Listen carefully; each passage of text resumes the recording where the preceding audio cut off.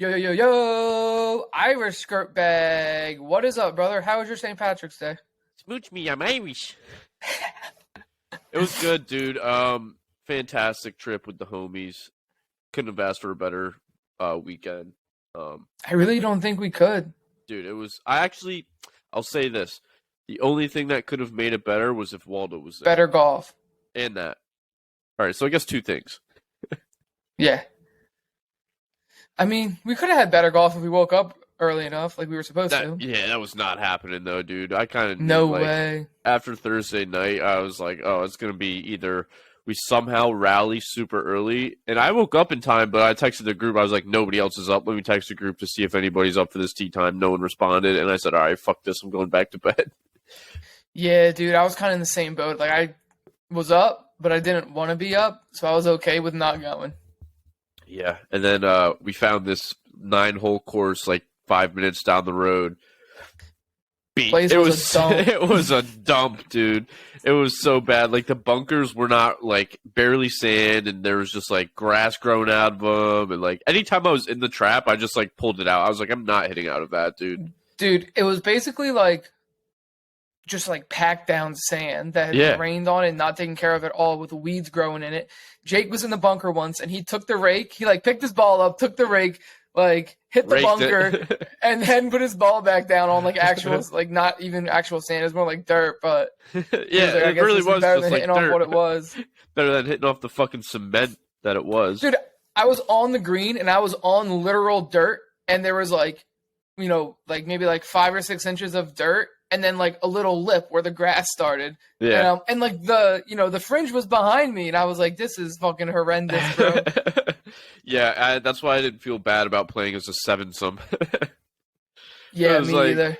Dude, and then when we did eventually split, like it was me, Austin, Andy, and Jordan ahead of you guys, and we got stuck behind a single guy who was walking and like wouldn't let us play through. That's So then booty it just cheeks. got backed up even more. Yeah, we had a threesome or a foursome behind us, and they were like on our tail after the second hole when I fucking yipped one at Jordan. Oh yeah, I forgot about that. Oh, dude, I actually played like not that bad though. I shot a 43 or 44 through 9, which is pretty good. Like that's on I pace to didn't keep break my 90. score. But that was like the one and only time I feel like I've ever been like, fuck, I don't want to play 18. Like Yeah. after 9, I was like, I'm good, dude. And I'm always down. Yeah. I'm usually always down to play more golf. Even if we play 18, sometimes with Jake will be like, you want to go like play another 9 or 18? I'm like, yeah. Nope. I was like, nah, dude, like I'm getting hangry. I need to get food in my stomach. I'm still hungover. I even tried to drink through my hangover. I had like 1 beer playing golf, and it was just not great. It was just not going I down had well. 5. Yeah, I feel like if I did that, I would have been fine. But like, I was chilling, dude. Here's the thing. I like knew what kind of round it was gonna be, and I was like, if I don't get drunk now, I'm gonna get hungover, and then I'm gonna be miserable. I was like, so Yeah. let me just fucking I have a buzz from the night before, kind of. So let me just fucking ride that buzz and see if I can kind of pick it up a little bit. That was my motto, and like I knew what kind of round of golf it was gonna be. So I'm just gonna come out here, dude, swing this stick a couple times. Hopefully, I hit it well. yeah, I kind of wish I took that Chilling. route because by the end of like the 8th hole, I was like, I think the last hole I was just fucking like swinging my like 5-iron from like 100 yards out. I was just like, fuck it, dude. I don't feel like even going to get a new club from the cart. Yeah, I was so that fucking place hungry. stunk. Yeah, and that on top, if it was like a nicer course, I probably would have been like, all right, like I'll grab some beers from the cart girl, which there was no even cart person because I mean it's a Nope. 9-hole course, but there was no cart person. Like even the food that they had like in the golf shop was like nothing, dude. It was picked apart. Like they had like obviously beer, but then they had like 2 different sodas and like some crackers. I was like, I don't God even damn. think that the beer that I got came out of a fridge, dude. I asked for a 6-pack, and he brought out a 24-pack and started filling a bag from the 24-pack. I'm pretty sure it was just sitting there, probably like next to the fridge or something. Yeah, I wouldn't doubt it, dude. I mean, that was the only guy working there. Like, I'm Yeah. pretty sure he was the only employee. And they had a sign on there that was like, "Do you like golf? Do you want to play for free? You come work here for a few days, like a couple hours a week or whatever, and you'll get paid and you'll get free golf." Yeah, I don't Not even know bad. if I would take that free golf though. It's like that's how bad Yeah, the that's course true. was. It was pretty That's shitty. true. But you know what? At least we actually like found the motivation to get up and get outside after the night we had. Yeah. It was fun, dude. The cheesesteaks after we got, I was not impressed with. Now, I mean, I got buffalo chicken cheesesteak and I thought it was solid, but like that's about it. It was okay. Like, Yeah. I mean, I had the same thing after the buffalo chicken cheesesteak, and I think I was just like so hungry. I was expecting to be like, that's the other thing. Like, I ate that cheesesteak and I was just still hungry. So I was like, Yeah. that didn't do There shit wasn't for me. much to it. They were kind of skimpy on the meat, and I give it like a 6 out of 10, maybe. Yeah, that's like peak 6 out of 10. The best food we had though was the fucking what was that bar we went to when we got Where like we got the pizzas, wings and the pizzas? pizzas, and or not garlic knots, but fried pickles and all that stuff. Fried pickles. But Oh, they were that pickle was good. fries, which I liked because they Yeah, were not like the chips. not the chips, but some places do like full spears, and they weren't Yeah. full spears either. They were like zucchini fries. Right, pickles. right. I do like the full spear fried pickles though. I like those. I think that's the first time I've ever had them as like fries like that. I think that's my favorite. Have you ever had fried banana peppers? No, Slaps, dude. Even better than fried pickles. I could see that. They have them at this place in Myrtle. I think it's called Hanley's. You've been there, right?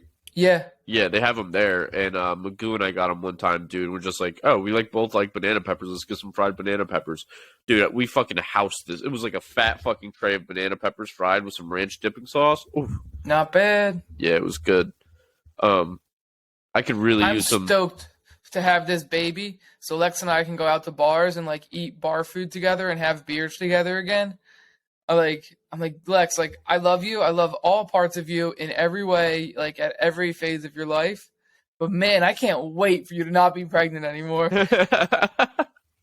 Yeah, just go out and just have that first beer after a 9-month pregnancy is probably going to be Yeah. awesome. And dude, she was like, "What do you mean, blah blah?" And then I said what I said, and she was like, "All right, like I get that." And then a couple days later, she was like, "Man, I cannot wait to be able to go to happy hour and have a beer with you." And I'm like, "That's what I'm saying." That's what I'm saying.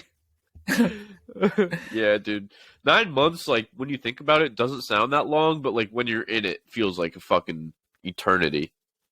Dude, I don't even want to not smoke weed for a day. Yeah, you're right, dude. Imagine like not being able to have a single drink for 9 months. We were outside yesterday when I was grilling and when we were eating lunch together, and I said something about being roasted, and she was like, "I wish I was the other kind of roasted." And I was like, "Yeah, well, you got a few more months of not being roasted, and then I think we'll get after it." Yeah, I mean, she's only got like what 2.5 months left. Yeah, April, May, and like what? 2 months, dude. It's 2 months, honestly. Yeah. When you think about it, 2 months is gonna fly by. Yeah. You know what's gonna suck though? You're gonna have to fucking finally be able to go get that beer, and then you can't find a babysitter. Well, luckily Cassandra lives close, but I don't want to take advantage of her either. Oh, true. I didn't think of that. I mean, once the baby like gets all of its shots, fuck it, let's come to the bar with me. Yeah, JT, you're having your first beer at 3 months old, brother. Put some hair on First your chest bar now. gonna be Hooters. Oh, that's funny. My boy Wig was at Chicky and Pete's the other day, and he was like, "Dude, I'm at Chicky and Pete's right now for this event, and like their food is not good." And we're all like, "Nah, honestly, it's just their crab fries." And he was like, "And there's this fucking like autistic kid like having a scene." He's like, "I'm never going out in public again. I'm staying home. Like this is why I don't go out." This is why I got DoorDash Pro or DoorDash That is. Premium. So then today we're talking about how like we're all trying to eat healthier and stuff, and my boy Timmy goes, "I'm actually at Chicky and Pete's with fucking a burger, crab fries, and a Bud Light." Just fucking reels you back in, dude. Yeah, That's how yeah. that's how McDonald's got me good like probably like a month and a half ago. So when Jake was down in Wilmington for work and a bunch of his coworkers, we went out on like a Tuesday night, and Magoo picked me up from the bar at like midnight, and I was fucking starving, dude, because I was drunk and I was just like, I just want to munch on something. So I was like, "Yo, Yeah. Magoo, come scoop me, and we'll stop at the drive-through McDonald's, and I'll just get some grub, like we take it home." It's like, all right, so we go through the drive-through, whatever, and it was banging, right? Like, I don't know if it's because I was drunk, but it hit the spot, Probably. like, put my ass right to sleep. Like, I was feeling good. So then, like, a week or two after that, Shamrock Shakes, like, came out. So I was like, oh, fuck yeah, Ooh. dude. I'm going to get a Shamrock Shake. Or no, I ordered it for lunch on DoorDash one day when I was working. I was like, I'm going to get a Shamrock Shake, a fry, and some nugs. And it came, and there was fries, nugs, no shake. And I texted the DoorDash driver. I was like, "Yo, did they have a milkshake for me?" And they were like, "Nah, there's nothing there." And I was like, "Fuck, dude." So I was like low key pissed. I was like, "Damn, dude!" Like, Yeah. I would understand it if I went to McDonald's and they said, "Oh, our milkshake machine's not working" or whatever. But like, I paid for this. I paid for this, and then I paid like the DoorDash fee for it to be delivered. So I paid like a premium for this fucking milkshake, and that's really all I wanted. Like, You I can only wanted the dispute that milkshake. shit. I did, and they gave me fucking like $4 like credit to my DoorDash account. I'm like, okay, that's like whatever, dude. Like that money's still out of my account, and I still don't have a milkshake. That $4 on my next order is not gonna like. I'm not gonna be like, ooh, I get $4 off my next DoorDash order. That thank God that was fixed. So we went like the next night, I think it was, because I was like, I really want a Shamrock Shake. So we went to the drive-thru, the same McDonald's I ordered it from. Ice cream machine's down. We're not making milkshakes. And it was like, dude, it wasn't like 10 o'clock or 11 o'clock at night. It was like 6:30 at night, like prime dinner time, right? It was right after we ate dinner and went to the gym, and I was like, I'm treat myself to a shake. Pissed. 4 or 5 days goes by. I think it was like we had somebody come. I think friends were coming into town or something. And oh no, Dylan and Rye. It was when Dylan and Rye came. And the night they were coming in, they weren't getting in until like 9:30, and we didn't have a planned dinner. So I was like, I'm hungry. Like, we're out running errands. Let's stop at McDonald's. We'll go to a different one so I can get a Shamrock Shake this time. Pull up to this McDonald's. No fucking ice cream machine. I was like, are you kidding me, dude? I went like 0 for 4 on McDonald's Shamrock Shakes. And the one time I got one this season was like, you know how they do like the ice cream and then they put like the green liquid syrup stuff in it to make it like Shamrock flavored or whatever? Yeah. It was like a small little pinch of green stuff and just like white ice, like vanilla ice cream, dude. That's booty. I should see if the one by me has them because their ice cream machine is usually good. Like Lex always gets Ben vanilla ice cream from there. Really? Yeah. I don't know if they're still doing them because St. Patty's Day was last week, but they might like just until the end of March. I haven't had one of those in forever. Oh honestly, my god, dude, they're so fucking good. Bro, during the winter, like November, December, Wendy's was doing peppermint Frosties. And I was like, dude, I want to get one of those. Like, I kept seeing commercials for them. So one day Lex was like, all right, let's go. So we go to the Wendy's by us. We get in line. And there's a sign on the menu. And it's like, no peppermint Frosties, chocolate only. And I'm like, dude, you're so beat. Dude, that's the worst when you like get it in your head that you're going to have something like from fast food and you go there and you like take the time to actually go there and drive there. And then it's just like, yeah, you try and order it and they're like, ice cream machine broke. No, it's not. You're just fucking lazy, dude. I know. There's no way your ice cream machine is that broken all the time. Like, there's no fucking way. You just don't feel like making a milkshake. Bro. You're a franchise. You gotta be able to call corporate and be like, get somebody out here to fix this shit. It's not broken. They just don't feel like making a milkshake. Yeah, I guarantee it. When I stopped at McDick's on the way home, and from Savannah. Yeah. So did I got this McCrunchy. It's basically like a crunchy chicken sandwich, like fried chicken sandwich. I saw that. I actually almost got that. It was like a bacon ranch one though. Pretty solid, dude. Lex recommended it. Their bacon is so mid, and they advertise it to be like good bacon, but it's like super thin and like super rubbery fried. Oh, like, dude, see, like ridiculously overcooked and like dummy crunchy. And I want my bacon with a little fat on it, and that's how they advertise me it. But too, it never looks like that. I like my bacon chewy, but not like too chewy. Like, have you ever had bacon from Dunkin'? Where it's just like, or Starbucks, like, where it's just like rubber you fucking. bite into it and it's fucking like strings. Stretching. Yeah, dude. It's like you're biting into a mott stick. Yo, for real though, I hate when bacon's like that. It's like grosses me out. It's fucking fake as fucking that dookie shit. Right. That's how I imagine McDonald's bacon would be though, because they're probably like not producing, but like they're buying it in bulk, so it's not the best bacon. Nah. I saw a tweet the other day. I saw a tweet the other day that said food from Starbucks is 3D printed. And I was like, yo, that's so true, bro.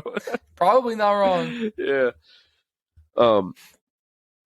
What was I gonna say? Oh, when we went to McDonald's, dude, we probably drove for like an hour and a half, Andy and I, and then I was like, all right, like I'm fucking starving. Let's pull in, gotta get some gas. And the McDonald's was like connected to the gas station, so it's perfect. Perfect. Go in there, dude. I got a fucking McChicken, a double quarter pounder with cheese, a medium fry, and a Coke.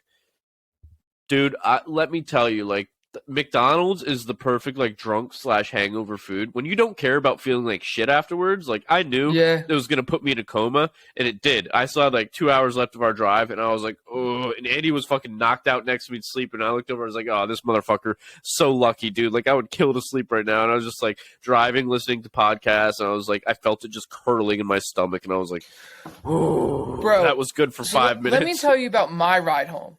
I stopped for gas, right? And there's like nobody there. I left pretty early. There's like nobody at the gas station, right? So I stop for gas. I'm filling up, and as I'm about to walk in, this truck pulls up along like the opposite of the pump that I'm at, and this lady comes over and she's got this pamphlet, and I'm like, oh, this is bad news.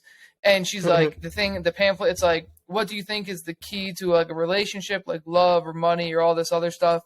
Wait, she was asking you this? Yeah. And I was like, probably like love and time for one another. And she was like, oh, do you want this? And I was like, nah, bro, I'm good. You can keep that. And just started walking away. I'm like, bro, I'm not about to get scooped up on some sex trafficking shit or get my whole fucking car jacked. And just locked the doors, went into the gas station, and she walked around the pump, got in that truck, and the truck drove off. And I was like, shady. Damn, they didn't even get gas or anything? Nope.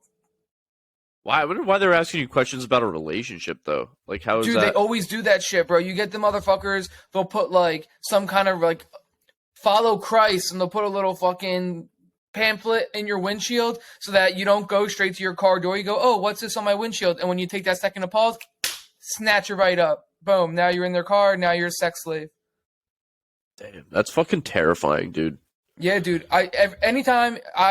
This is actually the first time that's happened to me, but, like, I know that like people with pamphlets and strangers coming up to me in public, especially in like an almost empty gas station parking lot. No grazie, dude. Yeah, Miss me with that. yeah, dude. That's why, like, I think I told this story on the pod a few weeks ago. But anytime like somebody comes up to me like that, I almost just like wave them off, which sounds rude, and I guess it is if it's like someone genuinely like needing help or something. But like 95% of the time, it's either someone asking for money. Somebody asking for some sort of like service or whatever, and it's never just like there's always like a shady, but it's always just like a shady feeling around it. You know what I mean? Yeah, because it is shady. Right. And Lex was go ahead. Lex was getting a car wash one day, and at the car wash that she goes to, so like you drive through and then you get out, and they like wipe down everything on the inside, like vacuum all your shit. They did do a really good job there. And she's there, and she's like, dude, this one guy is just staring at me literally the entire time. So she was, like, driving around for mad long. He was following her the whole way. And then she drove into, like, a McDonald's parking lot, and then he was, like, I guess he, like, parked too for a little bit, but then he drove off, and he, like, then she had, like, the McDonald's worker, like, walk her out to the car, and then she came home. Holy shit. Mad shady motherfuckers out there, dude. And dude, like we don't even like understand it to the extent of like a girl, because they probably get it so much worse. But like I still notice it like when people are being shady and stuff. But I could definitely see like there would be times where I'm just like out and about and like kind of minding my own business, not paying attention, like some shit would happen. Like I could definitely see that like people are just always aware of like what you're doing, I feel like, you know what I mean? Yeah. It's pretty scary. That's why you gotta be aware of everybody else. I be watching motherfuckers these days. I be chilling, just watching. Yeah, I'd be doing that, especially when I'm like just walking around like downtown or something.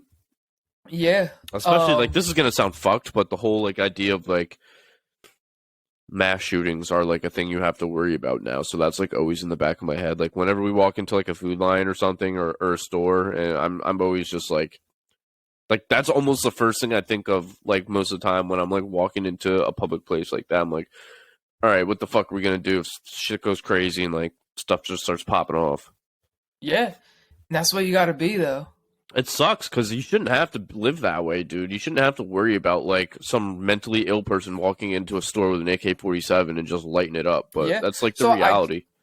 I have a really good story. I'm glad you said that. It's actually sparked. I listened to 3 Rogan podcasts on my way home, One was with this dude called CoffeeZilla, and honestly, I remember it being good, but I don't really remember it. And then I listened to Russell Brand, and I love Russell Brand. Oh, dude, And yeah. then the most recent one, I thought it was really good. And then I was like, all right, let me listen to something funny for the rest of my ride. So I threw on Theo Von, way more serious than I thought. First of all, it's funny as fuck because Joe's talking about like serious shit, and then Theo's like just cracks the most crazy random joke. It's the most recent Theo one from July. Was it on Theo's podcast or Joe's podcast? No, it was on Joe's podcast. But it was really good. So there's this one part, Joe was talking about this shooter in a mall, and mass shooter came in with like an AR, and he kills 2 people. Within 2 minutes of the first shot being fired, random dude pulls out a pistol, shoots him, hit this dude 8 times out of 10 shots from 40 yards away with a pistol, killed him. And I was like, dude, so I came home and I said to Lex, I was like, dude, we got to get to the gun range and get shooting. I got to get a couple guns.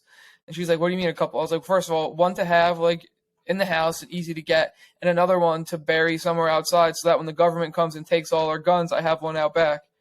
And she's like, can't you just put it in the shed? And I'm like, no, they're going to ransack the whole place. I'm not going to not check the big fucking building in the backyard if they come to take our shit. And they're definitely not going to start digging up the backyard. So we're good. Exactly.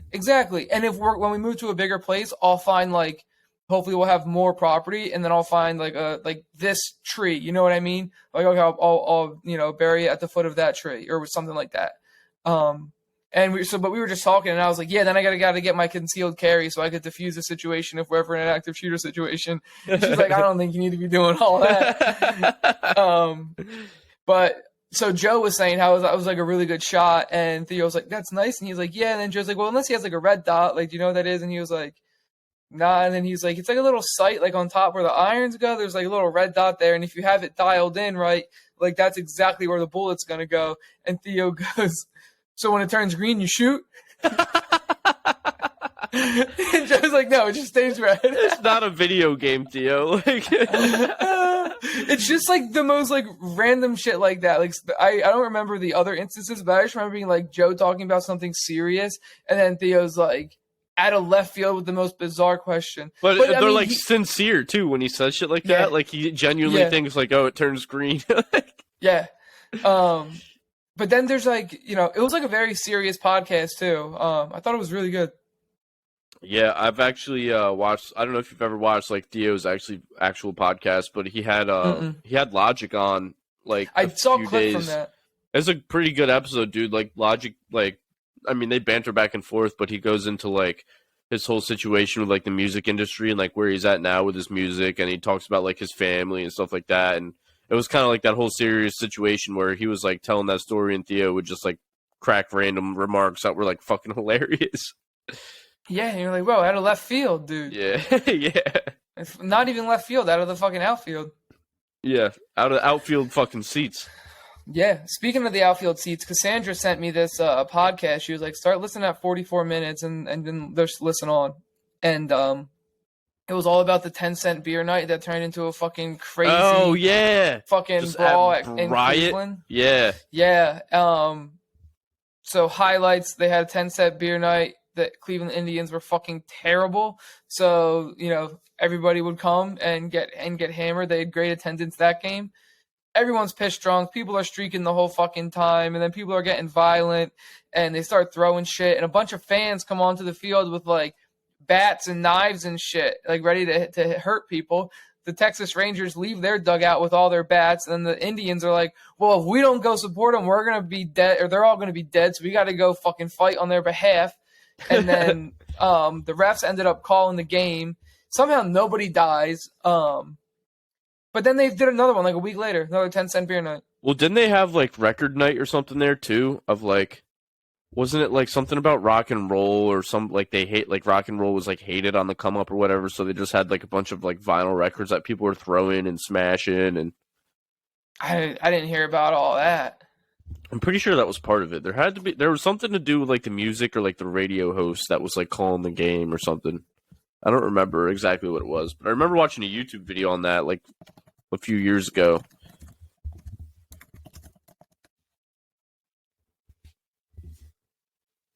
Nope, I got nothing.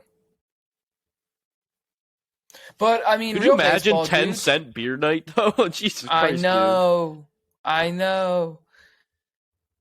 I think that the regular price of beers was like $1 or something like that, maybe like 65 cents. They equated it to no, this is what they equated it to.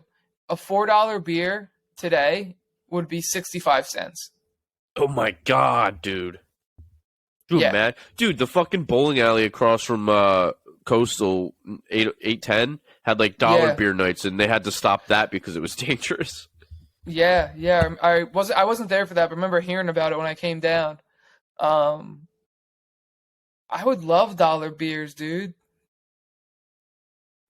Dude, it was nice too because it wasn't just like, oh, Miller Lite, Bud Light. It was like you could get like a Blue Moon. I mean, the cups weren't like they were like that big. It was still like probably Yeah, a 3/4 of a regular beer, but it was yeah, on draft in a fucking plastic cup for $1. Dude, you could go there and spend like $5 and get hammered. not bad. Yeah, and then after like 2 weeks, they're like, okay, we actually can't do this anymore. This is bad for everybody's health. Yeah, Do you want to talk about real baseball? I would love to talk about real baseball. Let's talk about real baseball, dude. Japan won the World Baseball Classic. Honestly, bro, it was an amazing game. And it makes me excited for the future of the World Baseball Classic, right? Because I feel like during like pool play and stuff, it was like, oh, like players are getting hurt, like there's like some bad downsides. It's really only bad for players that get hurt and their team's owners. That's pretty much it. But it's like the players love it so much. Like the players love being there. They love putting on their country's jersey and playing for their country. And like it's just like the international vibe is amazing. Like I don't want to see it go anywhere. Dude, it's their World Cup. Like that's how they view it. Like, Yeah. And bro, the viewership for the World Baseball Classic was better than the World Series. dude, it was blowing all major sports like viewership, like better than the NBA Finals, World Series, Super Bowl. Like it's because it's a worldwide event. It's just not as big here because I mean MLB is big in the United States, but like baseball is so serious in a lot of other countries, dude. Like Japan, like that's like soccer for I was them. gonna Dude. say, dude, Japan, like they probably have the second best professional league in the world. Yeah, oh yeah, for sure. And like they're good, dude, and they're all fundamentally so good. Yep, like And that's it's the so thing. weird. Like their lineup, like 1 through 7, it's just like I feel like it's Solid. outside of like Otani, they're all like MVPs or like they're like the dream team of Japan basically. And like obviously Yeah, like our yeah. lineup, USA's lineup is stacked to the fucking brim, but they're just as good, dude. And they proved that. Yeah, they really are, dude. And it's crazy because it's like maybe you don't even want to leave Japan to go play in America. You know what I You mean? probably make a lot more money in America. Yeah, but is it worth it? Probably more money You gotta and you gotta leave like your entire family. Like you pretty much go in there alone. And like I mean, America's low key like a little bit of a laughing stock of the world right now. Are you like eager to go there? I don't know. I guess it depends on your situation and On how much everybody's money you could get opinion, paid? right? Like, yeah, and also I feel like the Major League Baseball is just like kind of looked upon like around the world as like the world stage for baseball. Like Yeah. I think even the Japanese understand like the MLB, like the World Series, all that is kind of just like I mean, think about it, dude. Everybody from every country goes to the MLB to play. Like all the Venezuelans play in the MLB, Puerto Ricans play in the MLB. Yeah, but that's different because their professional leagues are nothing compared to the MLB. Yeah, And I would rather go from Venezuela to the US. I feel like Japan's a good quality of living over there. oh yeah, that's true. That's true. And you don't Like I get, feel like Japan's like a solid country, right? Like if I could speak Japanese, I'd consider moving there. dude. I would go to Japan in a heartbeat for like vacation. Oh, for vacation for sure. My boy Chris went. He said it was absolutely gorgeous. She was showing me pictures. It was beautiful. Yeah, my brother Jordan is actually going. I think this summer for 2 weeks to like study abroad in Japan, in Tokyo. Dude, that's a great choice. Can he speak Japanese? He can. I was gonna say he's got to be able to, right? That's a bold to go study abroad there. You can't speak. Yeah, no, he's been like learning Japanese on his own. I think for like 4 or 5 years now. He's actually pretty fluent. That's pretty fucking good. Yeah. The kid that kid is like one of the smartest people I know, dude. He just like has something in mind that he wants to do, and he just fucking does it. That's not bad. I told I him, I was got like, dude, you got to try all the fucking food you can. Like, I would literally go to Japan just for the cuisine. Like, I don't really need to see anything else there. I just want to like see the city of Tokyo and try all the food I can. I want to. They have night golf in Japan. I'm interested in that. Yes, I have seen that. And I also want to snowboard. I didn't even realize like there were mountains like that in Japan. Yeah, bro, they be shredding out there.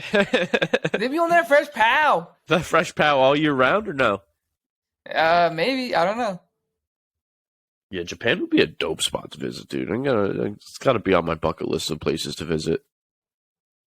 I love Japanese food. Like it's like my outside of Mexican food and American cuisine, obviously, Japanese is right there.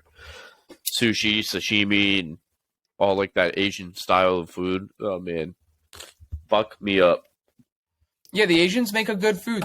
They do, and it's all healthy for you too, dude. It's not like you eat a fucking cheeseburger over here and you feel like you're gonna explode for the next 3 hours. Hey. You eat sushi, you feel like healthy full. Yeah.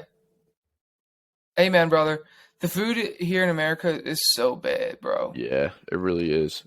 When I went to Europe in 2019, dude, that was like my mom and I have always just been like foodies. Like we love trying. Like there's nothing I won't try. If I try it and I don't like it, I know I don't like it. But I won't be like, Oh my ew, God, yeah. I don't want to try that. Like I'll Always try anything. something. Right. Because how am I gonna know? Like you can't judge food based off of how it looks. You eat food. You don't fucking stare at it all day. Facts, So- dude. Johnny's out here with the bars. I mean, you could stare at it all day, but it's gonna go bad. You gotta eat that shit up. Does it hit your appetite different when you're looking at it if it's cold? Probably if it's something probably, that's bro. Think supposed about to be like warm. cold pizza versus warm pizza. They look totally different. Oh yeah, warm pizza looks so much better than cold pizza, but cold pizza does taste good. So I don't know if that's like the greatest Yeah. example. No, but I just mean like they will look different, so things could look less appetizing. Yeah, for sure. But dude, when we went to Europe, like all of, like this food we got in Spain, like the tapas and like the small plates, and even the stuff that I was hesitant to like enjoy in France, like because they do a lot of like breakfast foods that are like croissants and like just like not your basic like breakfast food you would find here. Still tried it and I was like, damn, this shit is slaps. Like we're at a very basic like market right now, like something that you would equate to like Food Line or something in the United States, and like all the food just feels so much more fresh and like readily available. It is, dude. The food in Europe is so much better for you. They don't fill it with all that fucking bullshit. Europeans are so healthy because their food doesn't kill them. Yeah. Ooh, Johnny, you're going to turn me into a conspiracy theorist tonight. But that's the thing. There's something conspiracy about it. Like, it's known fact that the food that's made in America, that's sold in America, is literally killing you, giving you cancer, and then sending you to a doctor to take some fucking drugs. That's why it's the Food and Drug Administration. They work together. They're a team. Dude, it all comes down to like American greed. That's what it is. All that preservatives is like we're trying to preserve this food so that we can make a profit off of more food, and then in turn those preservatives are gonna fucking kill you and give you cancer. But in turn of you getting cancer, you're gonna go see a doctor and get all these prescriptions. That's just gonna make us more money on the prescriptions that you're buying and all this stuff. It's really irritates me, dude. There's this new Alzheimer drug on the market that doesn't work. And the FDA knows it doesn't work. The FDA's like, yeah, there's like limited, effects. Like it's really not that great, but there's limited benefits, but like the side effects are like pretty serious. But it's okay. Like you can just take it anyway if you have Alzheimer's. I mean, you're fucking losing your shit anyway, so who cares? And I think it's made by Bayer is making it. I could be wrong, and I don't want to get like sued for defamatory language, but they are like, so they're creating another one now. All right, we're gonna go make another one then. We'll just do that, and then when that one doesn't work, you buy that one too. But when you get sick from what our drugs do, like cause, well, don't worry, we got another drug from that. Yeah. It's gonna cost you some bread, but we got it. And dude, like I'm not claiming to be a scientist or anything, and obviously like there are definitely like research that goes into proving that these drugs work, but how much of it is like the drug actually working, and then also just like What's that? What's that like thing called when you like think something? Placebo. Yeah, how much of it is just placebo? Dude, in clinical trials, probably a lot. Right. I mean, dude, I just Um, took some Zyrtec for my allergies like 2 hours ago when Maggie got home, and I was reading like the box and it said like helps with cough, runny nose, stuffy nose, like head congestion, all this stuff, and I was like, okay, and I took it. I don't feel any Nothing. better. I don't feel any better, dude. Yeah, dude, some of it's just placebo, and like placebo's very real, especially in clinical trials. You'll have mad people being like, "Oh yeah, like I feel these benefits," and like, "Ah, fucking dickhead, you aren't even taking it." But they probably add it to the number of people that do, and then it makes them look better. Mm-hmm. And Yeah. so there's this. I should do more research when I talk about things, but there's this guy from back in the day who said that like 90% of everything that you hear is bullshit.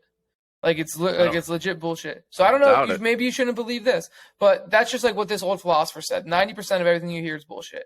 And then another guy said that like 75% of more of all like clinical trials and like all science research in general is like sponsored by a for-profit entity that's like trying to make money off of it, and it's like biased and swayed that way. So if you multiply like think about, there's pretty much all the science is BS. So like these entities give science programs money to do their research, and like that's how it's. Yeah. That's so fucked. So like Pfizer will be like, "Hey, science company, we created this drug and we need somebody that's not us to test it because we can't test our own drug and then submit that. So you got to test it for us. We're going to give you mad bread. Don't worry, we'll give you a little something on the back end too. And yeah, just make our numbers look good." Yeah, that's so fucked. That's not science at that point, dude. And here's the thing. It's always like, if you're looking for an answer, you can find that answer. That's how it is in the world. That's the way life works. So it's like, if you're like creating a drug and you're like, "Oh, I want it to do X, Y, and Z," then your brain is going to make you more likely to go with evidence that makes X, Y, and Z true. You know what I mean? Yeah, no matter what the side effects are. Yeah. People aren't skeptical enough, dude. You got to be professionally skeptical when you have a real job. I wonder if like it comes down to like artificial intelligence and like machine learning is going to start creating like these drugs. But then you think about it, all the information that AI and ML use is like information that humans have ingested it with. So who knows? Yeah. I don't know, dude. The world's fucked. I was scaring the shit out of Lex the other day. I was telling her. I told her how like I want to live in the middle of nowhere, and she was like, "Why?" I was like, So I was telling her about I know we've talked about it before, but I was telling her about like the 15-minute cities, and the like Agenda 2030 to like get everybody to move into these like super highly like surveillance cities. And then she's like, "So like, what's your plan?" And I was like, honestly, I was thinking if I move far enough into the middle of nowhere, maybe they'll just forget about me. I mean, hey. Right? Like maybe they're only going to take people from like the more populated areas. Maybe if you're literally just in the middle of nowhere fucking off, they're like, "Whatever, dude, who gives a shit about that guy?" Yeah, they're not going to go out to the mountains of Montana to get one guy and his family. I was like, "But bro, in Magnolia, sitting ducks, bro. We're getting shipped away to Philly or Camden." Oh yeah, dude. Because you're right there. You're 20 minutes outside the city. They're just going to come and scoop bro. you up. And Exactly. That's like, how far of The Last of Us did you get to? I haven't watched any more of it. You just saw the first episode? No, I saw the first 2 or 3. Oh, I think it's episode 3 where they like it's almost like that. Like the surviving people that aren't infected start getting like picked up in like these military trucks and stuff and like moved to these QZs. But I mean that's because it's like, yeah, but then they fucking are killing all the people that don't even have it. They're just burning healthy people. Yeah, because they're like, oh, the less people here, the less people to get infected. Yo, did you hear the news? What news? There's a new fungus. Is it The Last of Us fungus? The anchor on news said specifically it's not like The Last of Us, but it sounds like it's like The Last of Us. What's it called? So it's called I don't know, look up new fucking fungus. It's apparently they're saying it's because of COVID. Now we have this fungus, but normally humans are safe because this fungus can't live in higher than 94 degrees. So you're like, okay, you're good. But now they're like, wait. Global warming, Earth is getting hotter, fungi are adapting, maybe they can mutate, and then next thing you know, they can survive up to 100 degrees and the human body sits at 98 and we're all going to die from this fungus. It's the most deadly thing that there's ever been. I mean, that's literally what they how tell us Last of Us now. started. That's what they tell us now in 2023, right? And then once they finish developing that fungus in a lab in 2028, then they're like, whoa, oh, here you go. Whoops. Oh, man, global warming. It's all your guys' fault. I think global warming is super real for the record, but I think that they're going to use it as an excuse. Will take advantage of it and find a way to use it as an excuse every time. Candida auris? I don't know. I didn't look it up. Frightening new fungus, Candida auris. What is it? I don't know. Fox News, tell me. CDC, deadly fungus spreading at alarming rate. Allow ads on Fox News. Yeah, okay. Fuck off, dude. I'm just trying to read this shit. Cases of a potentially deadly fungus have risen to an alarming rate, sparking a warning from the Centers for Disease Control and Prevention that is an urgent threat in a recent release about a new study published in the blah, blah, blah. Dude, I hate ads. Stop advertising to me. I'm trying to read something. I don't care about your fucking Mazda. Well, Fox News got to make that paper somehow, baby. Fuck Fox News. Yeah, fuck them all. Cases have soared nearly 200%. From 476 in 2019 to 1,400 in 2021. Is a type of there's yeast. 1,400 cases. That's so small in the grand scheme of things, dude. I feel like they're just saying this to scare people that are like, oh, let's see what new disease is around so I can get scared of it. Yeah, dude. They just want to, it's fear mongering. That's what the media does. Yeah. They probably were like, fuck, dude. Global warming was supposed to be our next thing, but the people aren't scared enough of global warming, so let's create a fungus. Another thing that's going to kill you. They're like, oh, people are watching this show about a killer fungus infecting the entire world. Let's start a new killer fungus that has 1,400 cases and scare as many people as you can with it. That's how they are. They're like, what are the people attached to? What are they watching right now? Next thing you know, they're going to create like fucking lightsabers with legs that go around killing people because everyone's watching The Mandalorian. That'd be wild. Great fucking episode last night, by the way. If you haven't seen it. I haven't watched any of it. We're like halfway through the season now, dude, and that might be the best Star Wars show like ever. Out of all the shows. I should have watched that last night. I had about an hour to kill. I watched Full Swing instead. Last night's episode was only like 30 minutes. Well, I would have watched the first episode because I haven't seen it yet. Oh, true. I hate that they do, that's like my one gripe with them is 1 week it's like a 50-minute episode and then it's 30 minutes and then it's like an hour and 10. It's just like, just give us an hour. I mean, I guess that makes sense because it's like I don't want to have to like watch things that are forced to make it an hour long. Like if you get all the story out in that time, yeah, I take back what I said. I don't mind that. The Last of Us is like that. They vary from like 40 to like and an I think hour that's 20. I think that's why those shows are so good because they're not just giving you a bunch of added crap to fill like the time slot of it having to be an hour or. But then at the same time, they're also like taking the extra time. Like if a story needs more time to develop and like add the detail, they're not fucking cutting you short, right? And leaving loopholes. Exactly. Did we ever think about? Go ahead. Did we finish talking about baseball, or did we just kind of? No, we got to there from baseball. I think that's the epitome of the show, dude. Yeah. But the game was fun, dude. The Phillies did well. Schwarber hit a dinger. Trey Turner hit a dinger. That Jeff Schwarber McNeil at bat good. was awesome, dude. Like 12 pitch at bat. He was so on it. Casually, he's just like chewing on some gum, dude. Just laid back, chilling, bro. Hitting and he's tanks. like, okay, throw me this 100-mile-an-hour fastball. I'm gonna fucking hit a nuke. Dude, he had like 4 foul balls that were home runs. And I was like upper deck. yeah, dude. And then I was sitting there watching. I was like, damn, Schwarby's on top of this, dude. Like, he's going to fucking put one out. And then I saw the ball come off the bat. And I was just like, oh, that was crushed. Yeah, just hang one. He's got a sweet swing. I love watching him hit baseballs, dude. Like his swing, his ball to bat skills is just crazy. Trey Turner had an awesome tournament. He hit like 6 a home shit ton of runs. dingers in a few games. He actually hit another one today in spring training. First day back. Went Yabo.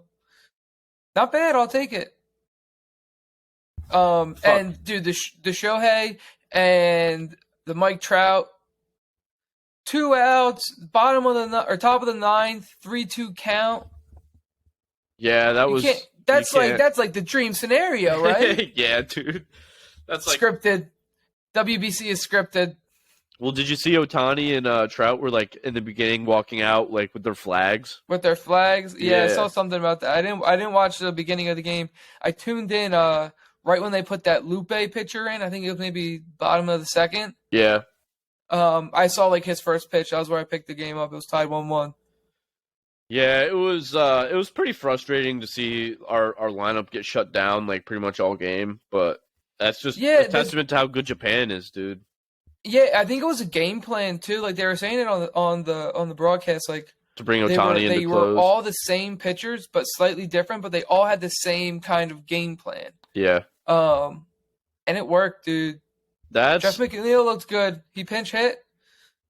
0 for 0, 2 oh walks. my god, dude! That second walk he had, that take for ball 4 was unreal, Ballsy, dude. I don't think he didn't swing at a ball outside of the zone.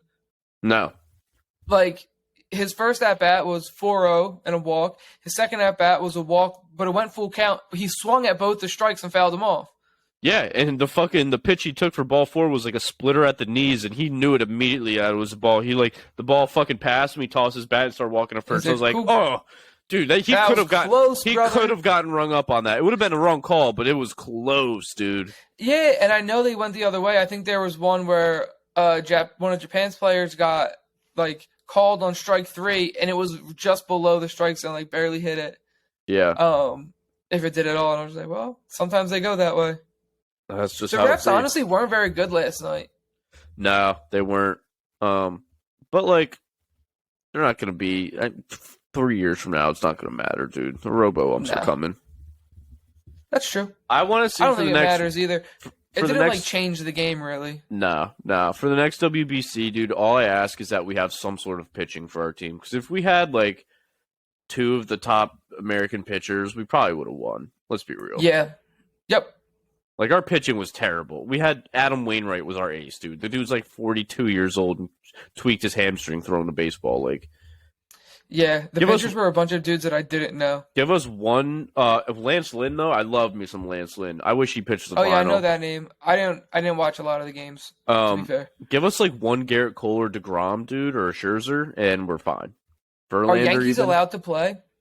Yeah, we had backup catcher was a Yankee, Higashioka, but for the most part, they're just like, and Glaber played for Venezuela, but for the most part, like, the Yanks don't really like their players playing in it because they don't. We're already injured. Like, I'm okay with that. That's like, true. We're already getting so fucked by injuries. I don't want to see like half of our lineup go out there and get hurt. Rhys Hoskins got carted off today with a leg injury. You got carted off? That's what the notification said. Oh damn. That's not good. Bryce Harper's going to miss the 60-day IL, so he might return before the All-Star break. That would be fire. I always forget that he's going to be out. He went through Tommy John, right? Yeah. UCL, the same thing that Brock Purdy had. Yep. I saw this list today. It was a tweet from ESPN. It was like their MLB top 100 players. Oh my God, that list was garbage. And they had 3 screenshots in there, and they were just like random dudes. And now that I think about it, maybe it makes sense, but they had Bryce Harper at 58, and maybe that's because he's going to miss a big chunk of the year. But like, if you're just ranking the top 100 players in the league, Bryce Harper is way higher than 58. Bryce Harper's top 10 probably, dude. They had Julio Rodriguez at number 5. He's proven nothing. Like, he's a good rookie last year. He's a good ball player, but he's not a top 10 player in the league, dude. Well, like, apparently he has like the third most odds. Maybe, but probably not because you got to figure like a good chunk of that, like those guys are pitchers too. Dude, they didn't have a pitcher in their list until like number 17 or something like that. I'm like, you're telling me there's 15, 16 other better players than Jacob deGrom when he's healthy? No shot. But like maybe Because those Maybe guys play hard, every maybe. night. Just Yeah. because of like what they do for your team. I wonder what the war is like for like a pitcher versus like do they have pitcher war and do they do it like if they could make it as like a how many wins in the entire season are you generating for your team? You know what I mean? Probably more so than players, but the only reason it's not higher than players is because you don't play as many games. But I feel like there's a higher chance to generate more WAR every time you take a mound as a starter. Yeah, but you could also have a few bad outings and like I'm saying like if you get a 0 for every game that you don't start in. You know what I mean? Right. Like I Yeah, feel I like don't that know. would have affected like a good bit. I know. But if you throw a complete game where you go like 7 strong, 1 earned, then your WAR is pretty fucking high because that's like your team should always win if you can go 7 strong, 1 earned. If you can't have a fucking reliever come in the 8th and your closeout guy in the 9th, and you give up 1 run and you lose like 1-0 or 2-1. that won't hurt your WAR though, because that's not the same as like. I mean, unless you leave men Yeah, on yeah. base, you know what I mean. Like if those runners on base are your guys, and then somebody comes in and they score, then that's on you. But Yeah, yeah. No, but that's what I mean. Like, if you're doing all that, then your team should win. So your WAR should be high for that. right, right. Yeah, I guess it evens out because you only get like a healthy pitcher all year gets like 34, 35 starts max, 1 through 5 in the rotation, and then obviously like field players healthy season they're looking at like 150, 155 games. Yeah. Now Aaron Judge played like over 150 games last year for a Damn. season. That's like generally that's like with no IL stint, getting a day off once every 2 weeks maybe. How many games they got? $160? Yeah. That's a lot, dude. Yeah, it's a lot of wear and tear, dude. People don't realize like how like taxing baseball season is on players' bodies because they're like, oh, they're not running up and down a court for fucking 30 minutes every night. But it's like, no, they're not. But they're traveling every day. They're fucking preparing with warm-ups every day. Like a baseball game is not just you show up to the field and play. Like you got to be there like hours in advance, which I'm sure is true for most sports. But there's just like different preparation methods for a baseball game.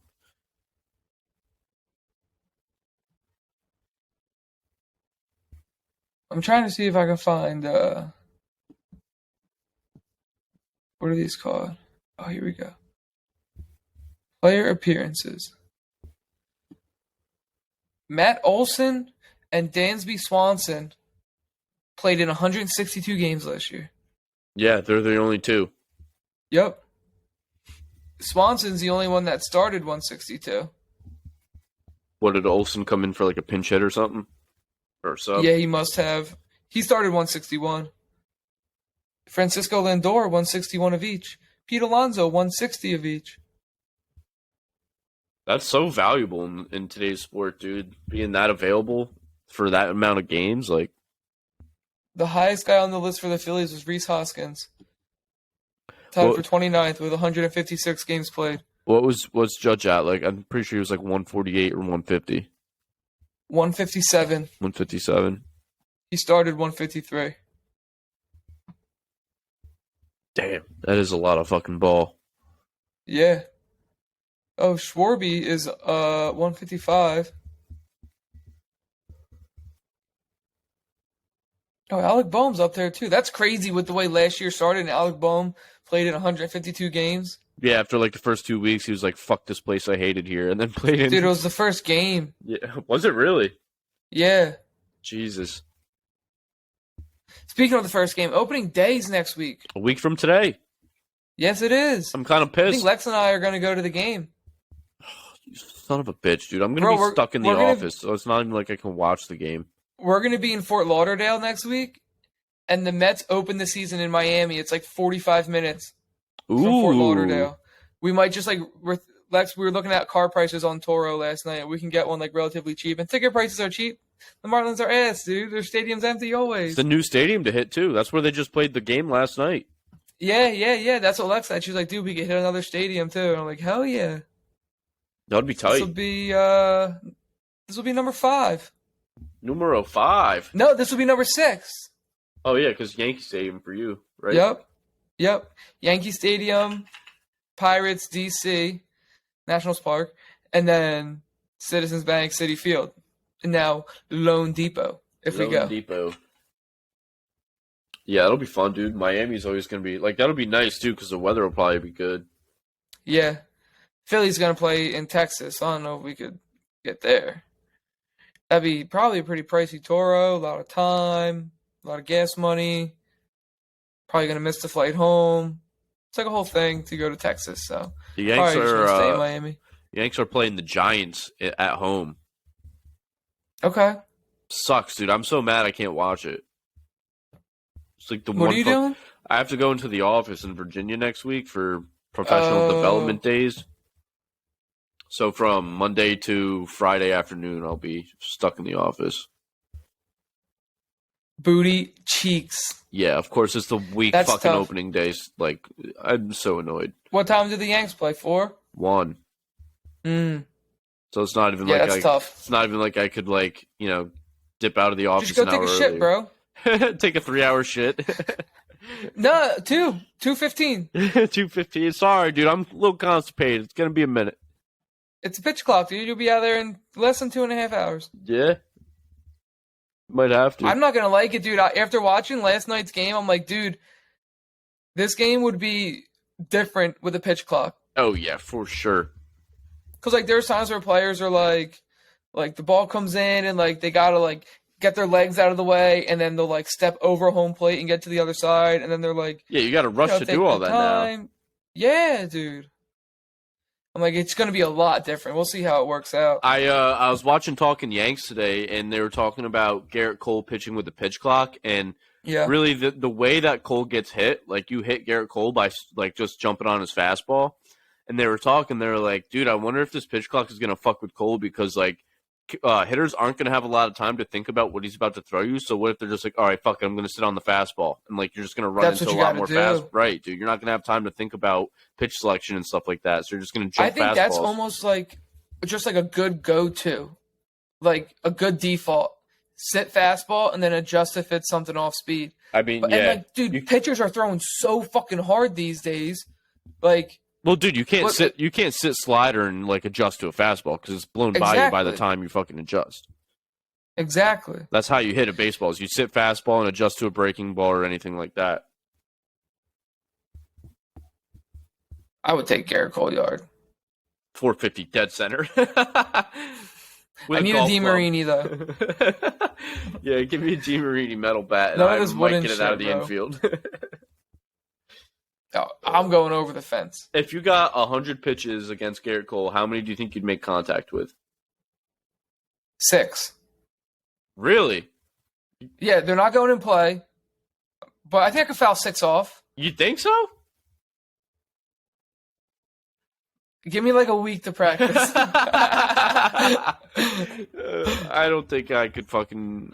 It'd be cool to stand in there and look at some pitches, but I don't think I could even fucking comprehend how to hit that. I can stick my bat out at one. I could bunt one. I could definitely bunt one. If he I'd be throws me a scared to bunt meatball, one, dude. yeah, me too, dude. That ball's gonna hit the fucking bat and hit me in the face or some shit like that. Dude, he's going to throw a 105-mile-an-hour heater. I don't even think he can hit 105, but he's going to do it. And I'm going to be like this, ready to bunt. Yeah, bro. And it's going to, my first ball is going to hit. My thumb's going to snap backwards, break, and then the bat's going to smoke me in the dome. It's going to be bad news. Ding, ding. Yeah, I'll just hold my bat out like this. Oh my god, I played Little League with this kid who bunted like that, dude. He would go up to the Really? plate. He would go up to the plate and just hold it like this. Yeah. And, like, let the ball I think bounce off. every team had one of those back Oh in the my day. god, dude. Just stick him out in right field. Let him shag balls, run some shit down. That's all you can do with them. There was this one time, we had this rule in Little League where like every kid had to play at least 3 innings of each game. And I played. One of my best friend's dad was our coach one year, and he pretty much just played me when I wasn't pitching. I played first base all game, and he would like substitute other kids out. 'Cause I'm not gonna lie, I was like a little too advanced to be playing Little League still. Yeah. I deadass would go play like middle school baseball and have a game on like a legit size field, like a legit baseball field, and I'd pitch from like 60, 65 feet or 60 feet 2 inches or whatever it is. And then I would have a Little League game after because it was like my last year of eligibility. So I'd come back to the Little League field, dude, and just ball out on these fools. I'd be like fucking 13 playing with like 10, 11, 12-year-olds. I played Little League for too long, but that was because we had to play Little League in order to try out for All-Stars. Yeah. You had I mean, tryouts ours for was a All little. Stars? Yeah, well, I think it was Cal Ripken, but it was the same deal. Oh, so we had like our Little League season, and then like the coaches would just pick a team of All Stars to go play like for like towards the Little League World Series. I Yeah, mean, no, we had tryouts, we never like got out of and like then the the first coaches round or picked. anything, but We won districts one year, went to states. That was a lot of fun. That was so much fun. We got shitted on first game, absolutely shit on, and then we went through the losers bracket. It was double elimination. Went through the losers bracket. The team that beat us in the first game, we played them in the championship, but we had to beat them twice. right. First game, we were down six inning games. We were down one in the bottom of the sixth with 2 outs, and I was batting, got 2 strikes on me. Fucking poked one up the middle, 2 runs scored. We win, live to fight another day. Ooh. The next game went 9 innings, then we won. Damn, can't a little comeback. Dude, Did you play yeah. both games in one day? Nah, back-to-back days. Yeah. That's Dude, fire. it was so much fun. Yeah, I always And then we went and got rolled at states. Did you played high school baseball, right? I played high school my freshman and sophomore year, but I played JV both years. I didn't really care about it too much. Did you ever have like tournament days where you would go like to another school or like another thing and just have like 3 games in one day? No, we never did tournaments for baseball in high school. Dude, you would literally wake up at like 5 a.m., hop on the bus with your team, fucking get to the tournament like wherever it was being hosted at like 7 o'clock, 7:30, and from then on until like 6 p.m. you would just play baseball all day. It was fucking awesome. That's not bad. Yeah, I don't think our teams did that, but dude, so my sophomore year, I was playing soccer at the time, and I had to travel to it, and I was like, yeah, like I'm gonna have to miss like some games for soccer. And my coach was like, I don't really fuck with that. And I was like, whatever, like that's what I want to do. And I'm still one of the best. I'm one of the best ones on the JV team. And I would like come up for some varsity games. So I'm like, you can cut me if you want, but you're not going to because like I do things on this team. And we had a state game and I left the game early to go to practice. I just didn't give a fuck about baseball in high school, dude. I got in, I was on the bench. It was a state game. I pinch ran twice. Both times I stole. The first time I stole second and third and then scored on a hit. The second time I stole second and scored on a hit. So I'm like, dude, I kind of did my job here. Like, right. You want me to pinch run? I scored 2 runs for you. I stole Let me get out of bases. here. I think I'm good. Let me bounce. I got a game. But I didn't tell him about it before the game. So I was like, I kind of forgot to tell you. But yeah, I'm a bounce. The next game, we ended up losing the next game. And it was against this team who was like okay, but they had one nasty pitcher who was throwing heat, like best pitcher in our conference. We just happened to see him in the state playoff, and we got one dude on base, and it was my neighbor that lived across the street, and like love this kid, but bigger dude. I was for sure faster than him, and I was like, I'm sure you enjoy some speed on your base paths, but instead I fucking drove here with my friends, and I'm watching from the sideline because you didn't even dress me. Oh, that's whack. Could have fucking scored. Could have fucking scored from second, but you wanted to be. We petty. lost 1-0. You see? Exactly. That's on your coach. Yeah. The next 2 years I ran track, junior and senior year. But we had we would do weekend meets on Saturdays, and you would get to high school and leave mad early. You'd all go together, but it was only the good kids because like you had to qualify to go to certain events. So we would go to these weekend meets and run like specific events that you didn't run at your everyday meet. Yeah. Like we wanted to run a 4x1 at Penn Relays. Like that's a big deal. So we wanted to do that. We were pretty quick, and we had to go to these weekend meets to run a 4x1 because you don't do that in a normal like school v school meet. So we had to go to like special meets to qualify for them. So we'd go there and like run a 4x1. I would long jump because I qualified, and yeah, just hang out. But we would bring probably like 15 to 20 people all doing like different events for the most part, and we just hang out all day, dude. Those are my favorite days. I love track because it was a lot of chilling. Yeah, I did track for 2 years, and that was like I liked the meets, like going to the meets on Saturdays, but I hated like waking up early and like having like to dedicate my weekend to that. So I was like, Dude, I'm just running. Like, I don't enjoy this as much as playing soccer or baseball. Like, Yeah. all I'm doing is running. Like, I don't want to Yeah. wake up at 5 o'clock in the morning to go run on a Saturday morning. Fuck this. So I quit after 2 years. But Yeah, well, we did the 4x1, so it was like, we're trying to run this at Penn Relays, so let's fucking get moving. yeah, I did. So it was a lot of fun. We broke the school record at Penn Relays. It was a good time. That's dope. I did long jump once. Long jump was cool, but like I said, I just waited around all day to jump into a sand pit twice, and then I was like, okay. Yeah. I long jumped at some of the weekend meets. I got a couple medals from those. But I mean, just like good practice to like be in that situation. It's because then that's basically how like states is. Like it's just like one huge meet with everybody that qualified, Right. and that's how they run it. I ended up winning like the group one, or no, I won our. Oh yeah, I won like our like state things, long jump. You won the states in long jump? Not the whole state. It was like my group Oh, okay. and my area. So I was Central Jersey Group 1. So I won the Central Jersey Group 1 long jump. And then I didn't do well at groups where it's all of Group 1. And then after that, it's World of Champs. That's all of the people who qualify from the group stage. Right. Yeah, dude, I did long jump and I ran the 400 at states at like that, like Central Jersey Group 1.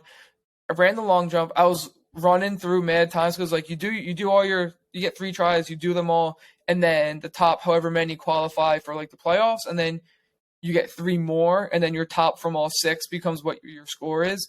So I was like just doing run throughs. I didn't have other events, but a lot of these other kids are quick, so were running like the 100 or the 200. So then they would come back all gas and get their warm ups in, and I'm just like running. I'm just doing run throughs, like that's it, chilling. And then after all that, I had to run the 400.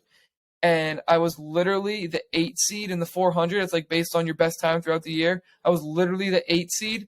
So I'm the slowest guy in the best race. Because it's an 8-lane track. Yeah. Bro, I got fucking smoked. I was gassed. These kids are all running like 48, 49 second 400s. And my best is like a 51 and change.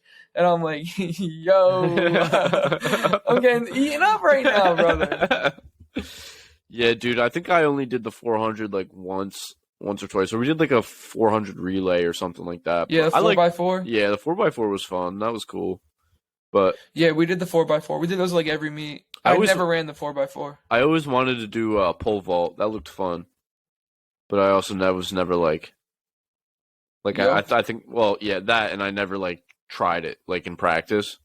Yeah, but every time, like my friend, cool. Yeah, my friend Craig would do it, and he was pretty nice with it. But he was like this tall, like lengthy motherfucker, like more so than I was, and he was nice as fuck with it. And I'm like, damn, dude, that looks so fun, but like, I don't want to embarrass myself. Yeah, my boy Kurt was nice at the discus. He ended up going to World of Champs for discus, and that was fun. I didn't have afternoon classes, so I was like, yo, let me go.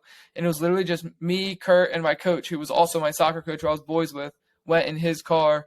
And we went, Kurt threw, he didn't do very well.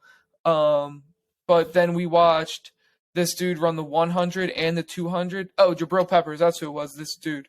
We watched Jabril Peppers run the 100 and the 200 and fucking smoke everybody. Yeah. And then it was him versus my boy in the high jump, and he jumped 7-2, and my boy jumped 7-1.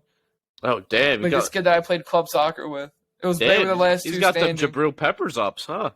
Dude, he does. He's like tall white boy. He's so athletic. He ended up he ran track at UPenn, a fucking Ivy League school. Kid's so smart, like such a good athlete. He would do triathlons for them, where it's like there's like, or maybe no, decathlons, where it's like 10 events and everybody does all 10.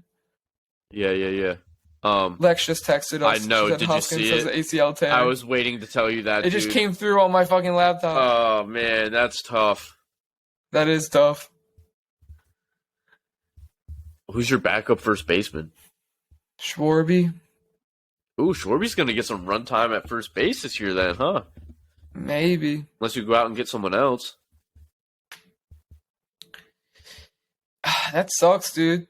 Yeah, that's tough because that's he's done for ACL tear. That's year. like fucking long recovery. Yep, he's done for the year. Reese Poppy, man, that's dude. I couldn't imagine being like that close to the season starting and like getting ready to gear up and like get excited with the whole like, you know, the Phillies are like revamped. They got some fucking nice additions to their team. Like everything's kind of falling together, and then like shit like that happens. I wonder how it happened. I kind of want to see what happened to him. Yeah, I don't know. I didn't watch. Let me. I'm gonna hop on Twitter, see what the deal is. Haven't seen a single. I know that's not true. I think I've watched like one preseason game. I've watched all the ones that were televised except for today, so I was busy at work. I get the notifications that they're on, and then I don't watch them. I always forget to watch shit when I'm at work. I always want to, and I never do. Routine grounder. Oh, hold on. Oh, dude. He's like, it's like a bouncing grounder over like the base of first base, and he like turns around to try and track it, and just like looked like he hyperextended his knee and like just went forward and just like kind of bounced off the turf. That's gross, dude. That's tough. Tough loss before the season even starts. That's on just such a routine play, too. That sucks. Carlos Correa's going to miss some time, I think. Really? Yeah, from the World Baseball Classic injury. He got hurt in the WBC? Or, no. Maybe it was Jose Altuve? Yeah, Jose Altuve broke his thumb. Yeah. That's what I meant. Sorry. The other shortstop guy. He's a second baseman, fool. Whatever. What's the difference? A lot. Middle infielder guy. Middle infielder buddy. Yeah. My G. I'm craving some fucking chicken wings from Emperor's, dude. I didn't get any. Oh, that's right. Fuck, man. I had to take Sleepy Boy home. Sleepy McBoy. That was funny. My dude was just fucking knocked. Main stage just... Hey, I get it. We've all been there. We've all been there at some point. How come nobody hit him with the salts? I think somebody did. It just wasn't working. I could use some salts right now, dude. I can't breathe. Maybe you should order some. Bro, they were doing salts. Theo Vaughn and Joe Rogan were doing salts on Rogan's podcast. But I guess he was saying they were like super OD. You should get some of those ones. That's what they're called? Super OD smelling salts? No, they had a crazy name. Name. Nostril killer. Like Woofus or something. Woofus? What the fuck? I'm telling you, bro. I'm telling you. I don't know about you, dude, but I got like post-trip depression. Like knowing I just got too much work to do depression. Well, yeah, that too. That's definitely a mix of it. But I was just like, damn. I mean, I guess we'll see all the boys and stuff in Mexico again. But I was like, it was just so nice, like being around all the homies again, like not having any responsibilities to think about, and just like waking up and doing whatever the fuck we wanted. I wish we would have drank less. Yeah, we did a lot of drinking. I wish we would have drank less and stayed out, not as late, and done more just like exploring. Chilling. That's what Andy and I were saying. Like, I kind of wish we explored downtown Savannah a little bit more. Yeah. We pretty much stayed like in that same area, which was cool. That's where all the shit was happening. Right. The t-shirts, like the crazy t-shirts, that was great. Dude, they were a hit. They were. Jordan was like, dude, I kind of thought that this shit was dumb when I was doing it, but like I'm glad we did it. Like it's fun. It's been like a conversation starter and like a point for the whole night. Yeah. I got so many compliments, and I like told a couple people, I was like, dude, it's funny. Like people are complimenting this, but it was literally made like to embarrass me. Yeah. The same thing for me. First bar we went to when we went to that brewery. I'm at the brewery, I'm at the bar, and I'm ordering drinks, and this dude, like, you can tell, like, just like meathead type of dude, taps me on the shoulder, yo, that shirt's fucking dope, bro. Thanks, dude. You fucking clown. Dude, we were walking out of that place, and the guy and the girl that were sitting there playing cornhole, they tapped me on the shoulder as I walked by them, and they looked back, and they're like, Seaman Demon, nice. I was just like, yeah, dude. I got so many compliments on my shirt that night. It was hilarious. Oh, man. What a wild night that was. Like, kind of just all over the place with how it ended up. Yeah, dude, all over the place. You gotta take a nose blow break. real weird titty bar though with the fucking you go into this titty bar and you're Oh, like, hey, dude. I'm trying to get in, and they're like, all right, pay us your cover. I'm like, okay, and then they're like, oh yeah, by the way, we don't sell any beer in there, so you're gonna have to go to this fucking liquor store that's attached to the downstairs of the titty bar, grab your fucking beers, and then take that beer into you with the titty bar. So I'm just walking around titty bar with a 12-pack, 12-pack of Miller bottles. Like, here, who needs one? Who needs one? Who needs one? Dude, the guy in the store, like the beer store too, was like super happy.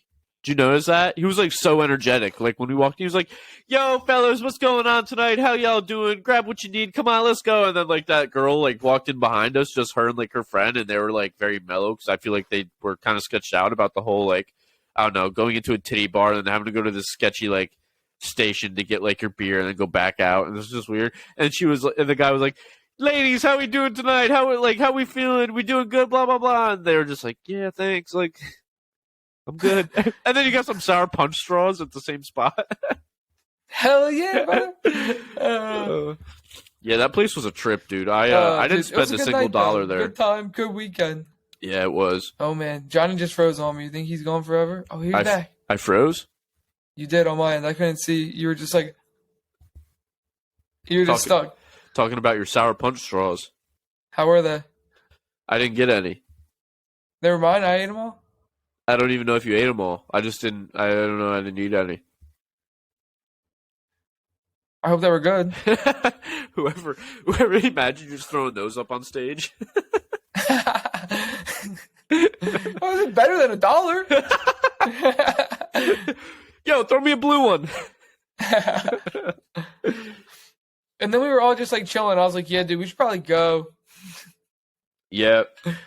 I remember fucking Fast and Furious 9 was on, like, above the stage, and Austin and I were just sitting there watching the movie. Like, it probably was like, dude, the strippers were probably like, what the fuck? Like, Fast and Furious has your attention? We're just like, 9, yeah, dude. Yes. Not even a good one. Fast and Furious 9. We were literally shitting on that entire franchise on this podcast a couple weeks ago. I know. And I was like, just watching that, and Austin and I were literally talking shit about the movie while it was on. We're like, Fast and Furious. Dude, this shit's so booty cheeks. But it's way better than these titties. Yeah. Sadly, it was.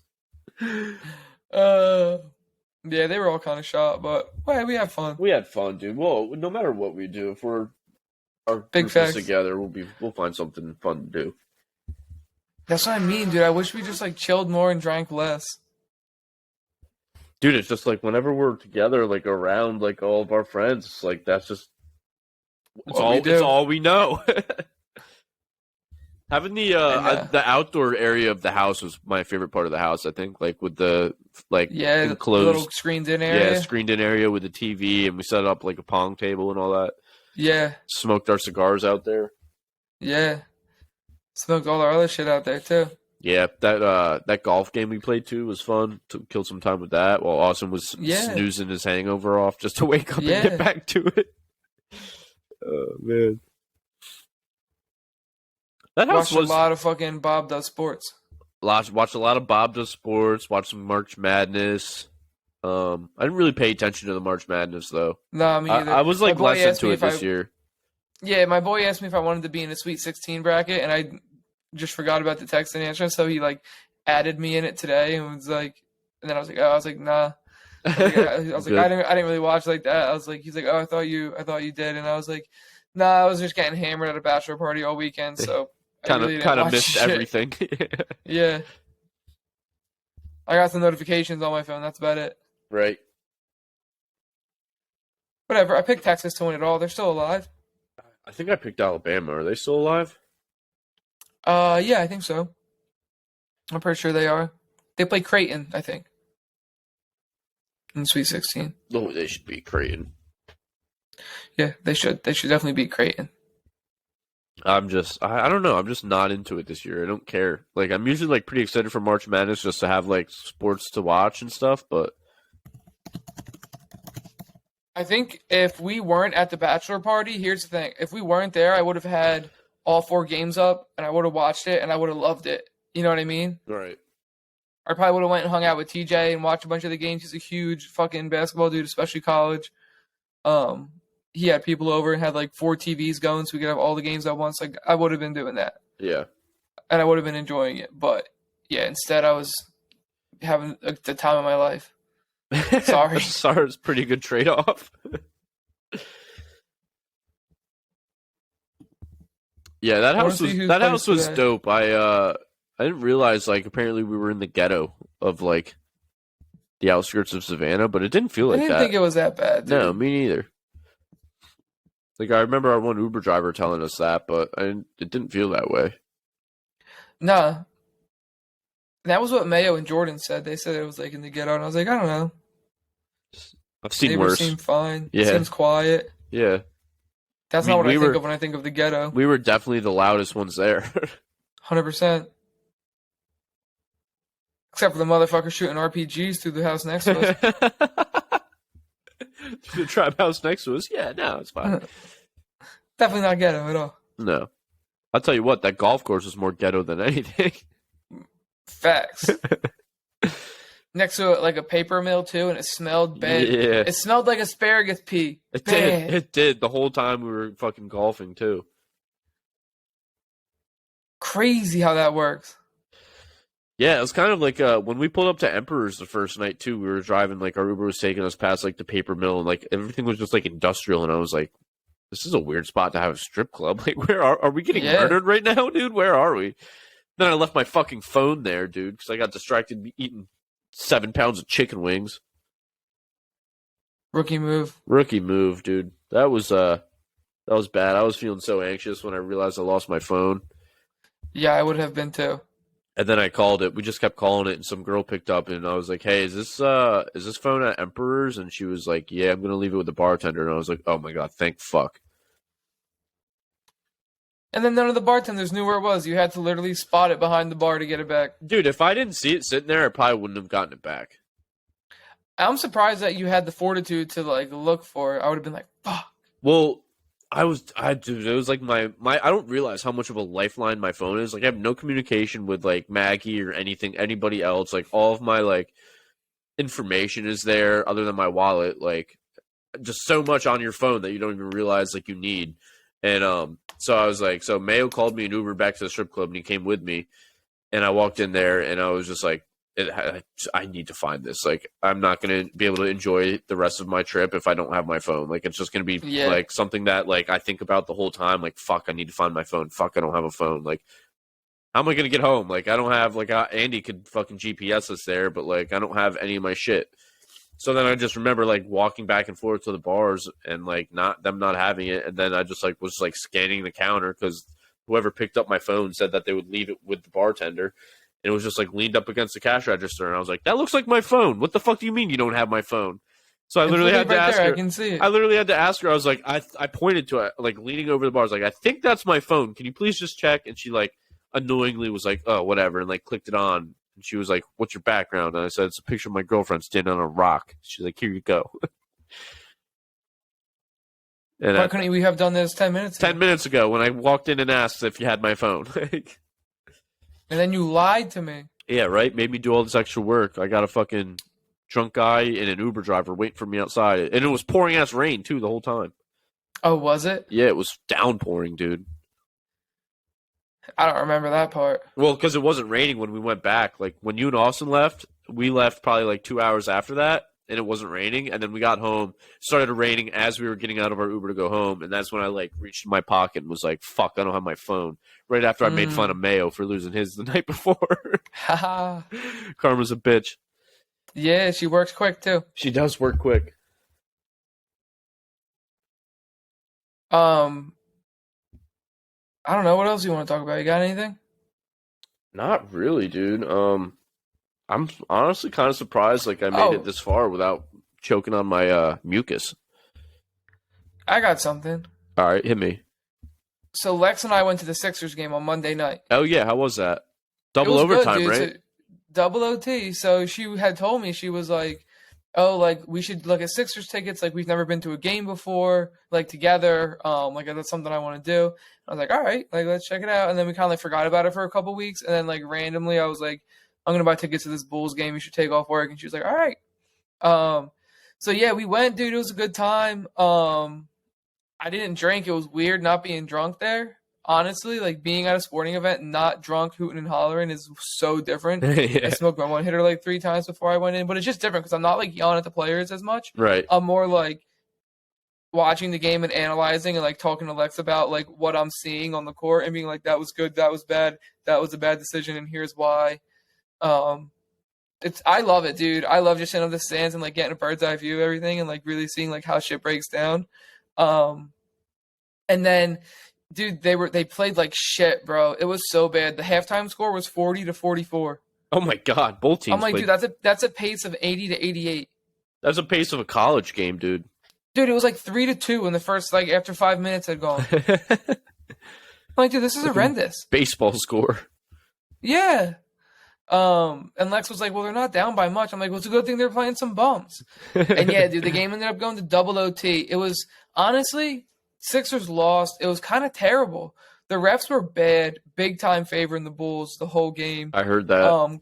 Called some very questionable fouls. One of them was Sixers were on offense, and Joel Embiid was like under the bucket. Somebody shoots, and then they called a foul on Joel Embiid, and like, so they showed a replay on the big screen, and you couldn't really see Embiid's like arms, and I'm like, oh, maybe he pushed him. Like, I'm just gonna assume that he pushed him, and then they showed another angle, and his arms never even went up. His arms stayed at his side the entire time. Did he just straight chilling? Was he trying to get a rebound or what? Like, why did they? No, he wasn't even trying. He was. I don't know. And he ended up fouling out on another very, very weak foul call with like 3.5 minutes left in the second overtime. It's such bullshit, dude. That's what like ruins the NBA for me is the fucking egregious foul calls. Tyrese Maxey looked really good. James Harden terrible. He had like 5 points. Oh man. Dude, he had like 5 points, and at the end of the first overtime, or it was the end of the regulation, he was like, no, it was the end of the first overtime.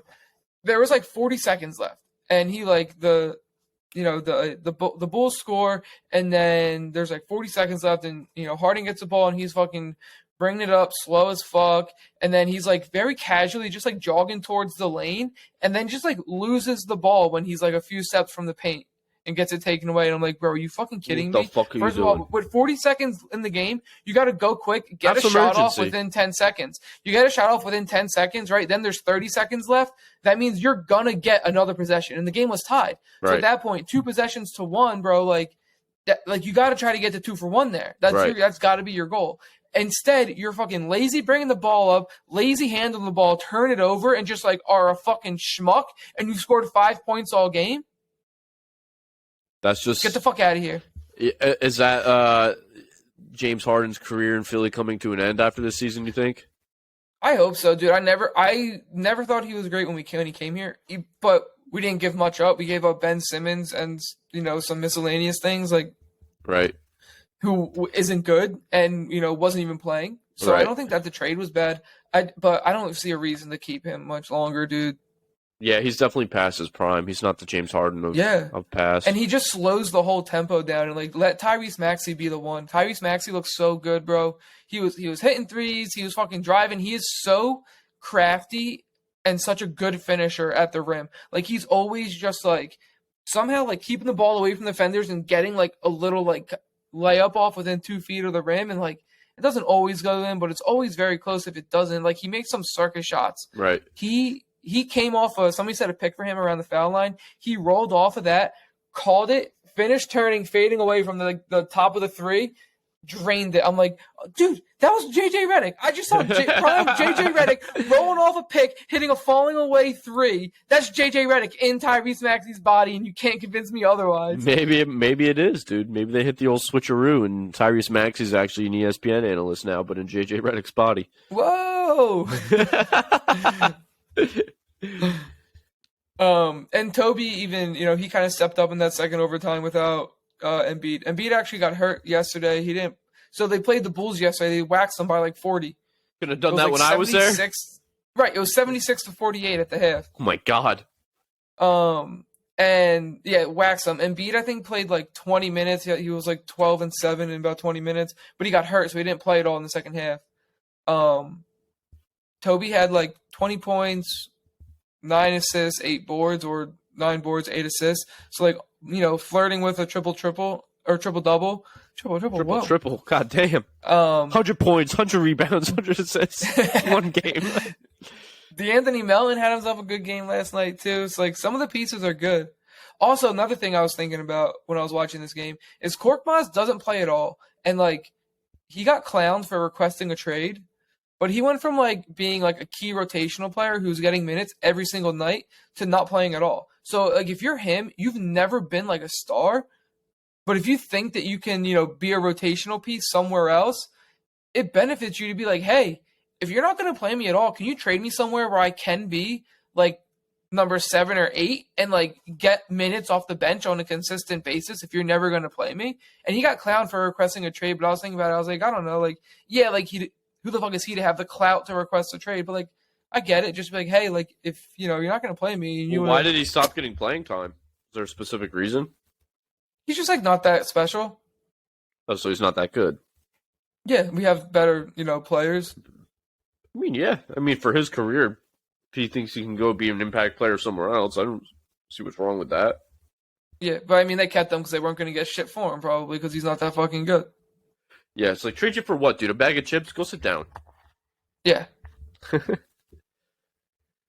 I'm ready for the NBA playoffs, dude. I think it's going to be fun. Yeah, it should be good. Let's look at the standings real quick. Oh, dude, I sent you that tweet of the fucking Premier League standings, the bottom of the table. Yeah, dude. Dude, between like 8 or 9 and the bottom 20, of the table, it's like a few points. Yeah. That could get shaken up like within a few weeks too, because there's still good amount of games left. Dude. There's still a good amount of games left, and like those teams are gonna have to play each other still. So the East is Bucks, Celtics, Sixers, Cavs, Knicks, Nets. That's top 6 that are automatically in, and then it's Heat, Hawks, Raptors, Bulls. They would be the play-in, and then Pacers, Wizards have a shot to get into that 10 spot. But Knicks Cavs first round, dude, that would be a good series. I honestly like both of those teams. Yeah, I think, dude, it's like they're very equally talented teams, and I feel like they're both at the same stage of like developing the team that they have. They're not quite like top of the conference yet, but they've shown like, flashes of like they've shown flashes, and they can play with the big dogs. Right. Yeah. They're definitely two teams that are capable of making a run, like if they catch fire. Yeah. Yeah. So then what, the Sixers would get the Nets in the first round? Ooh, Ben Poppy, what's up? Ben Poppy, what's up? Let me Joel Embiid these nuts in your mouth, dude. Dude, the Nets are just like a lost cause, I feel like, man. Like, well, the Nets and the Heat are actually both 13 games back of first. The Heat have one more win and one more loss. Yeah, but I feel like the Heat have they just have a better team on paper. Yeah, and I think the Heat are better, so that's what I'm saying. They could jump into that 6th spot, and then it'd be Sixers Heat in the first round, and that I'm scared of. Really? Jimmy in the playoffs, Bam Adebayo's no joke, dude. Tyler Hero, like they got a good little squad. They just like really haven't put it all together, and they haven't been healthy at all this year. But like Jimmy Butler in the playoffs is good. I like Jimmy a lot. I wish we can keep him. Keep him. Get rid of Harden. I forget that Jimmy Butler played for the Sixers. I loved him, dude. Butler's a dog. He is a dog. Him and JoJo are like dogs. Yeah, they're a good combo. They're a great combo, dude. If we had right now Tyrese Maxey, Jimmy Butler, and Joel Embiid. Oh, butter. Slap your grandma. That would be a mean trio. I think he just wanted to like live in Miami. I don't think it was anything of like, oh, I don't want to play for the Sixers. I think he just like had the option to go play basketball and live in Miami, and that just is a little more enticing than sounds Philly. Better than Philadelphia. Yeah. Yeah. Silly choice. In the West, we got Nuggets, Grizzlies, Kings, Suns, Clippers, Warriors. In your top 6, automatically in. And then Timberwolves, Thunder, Mavs, Lakers would be the play in there. And then Jazz, Pelicans have a chance. So they're only a half game back from the Lakers. So any one of those 3. Did you see Ja Morant came back? Yeah, I did. See Mark Cuban's thing about protesting his team's loss against the Warriors the other night because his team didn't know that they were on defense. Wait, what? How do you not know you're Yeah. on defense? So the ball went out of bounds off the Mavericks, and the refs called it off the Mavericks, and then there was a timeout. And I guess for some reason the Mavericks thought that they were getting the ball at half court, and like because like a timeout or something, they thought it was their ball, so the timeout they thought moved it to half court. So none of their defenders were on the defensive side of the ball, but all of the Warriors were on their offensive side of the ball. And the refs just like, all right, like blew the whistle to like let people know that the game was being played. They passed it in to no defense, and the dude just and they ended up losing by 2. Oh, they ended up losing by 2, and they were talking about it on PTI today, and they were like, "Dude, your players didn't know what the fuck is going on. It was called out of bounds on your team initially. It was always out of bounds on your team initially, like throughout the entire time. It's not the ref's fault that your team didn't know what the fuck was happening, right?" That's not the ref's job to inform them, like, hey, you guys should probably play some defense here, like. Right. Maybe if it's rec ball and these kids are 6. Yeah, dude. You're a professional, dog. You should know what's going on in the game all the time. Yeah, how does not one player realize that, Like, how is the whole team just like, oh, all right. Yeah. So the other ref thing that happened was Devin Booker said that the refs had an agenda because the Lakers had like 46 free throws and the Suns had 20. He was like, yeah, dude, the refs were bad. Like, you could tell the NBA has an agenda, or like they have a certain agenda to follow, blah, blah, blah. About like trying to get the Lakers into the playoffs. I wouldn't be surprised. No way, dude. The NBA has an agenda. We know this. Yeah. So does the NFL with Patrick Mahomes. They all got agendas, dude. Yeah.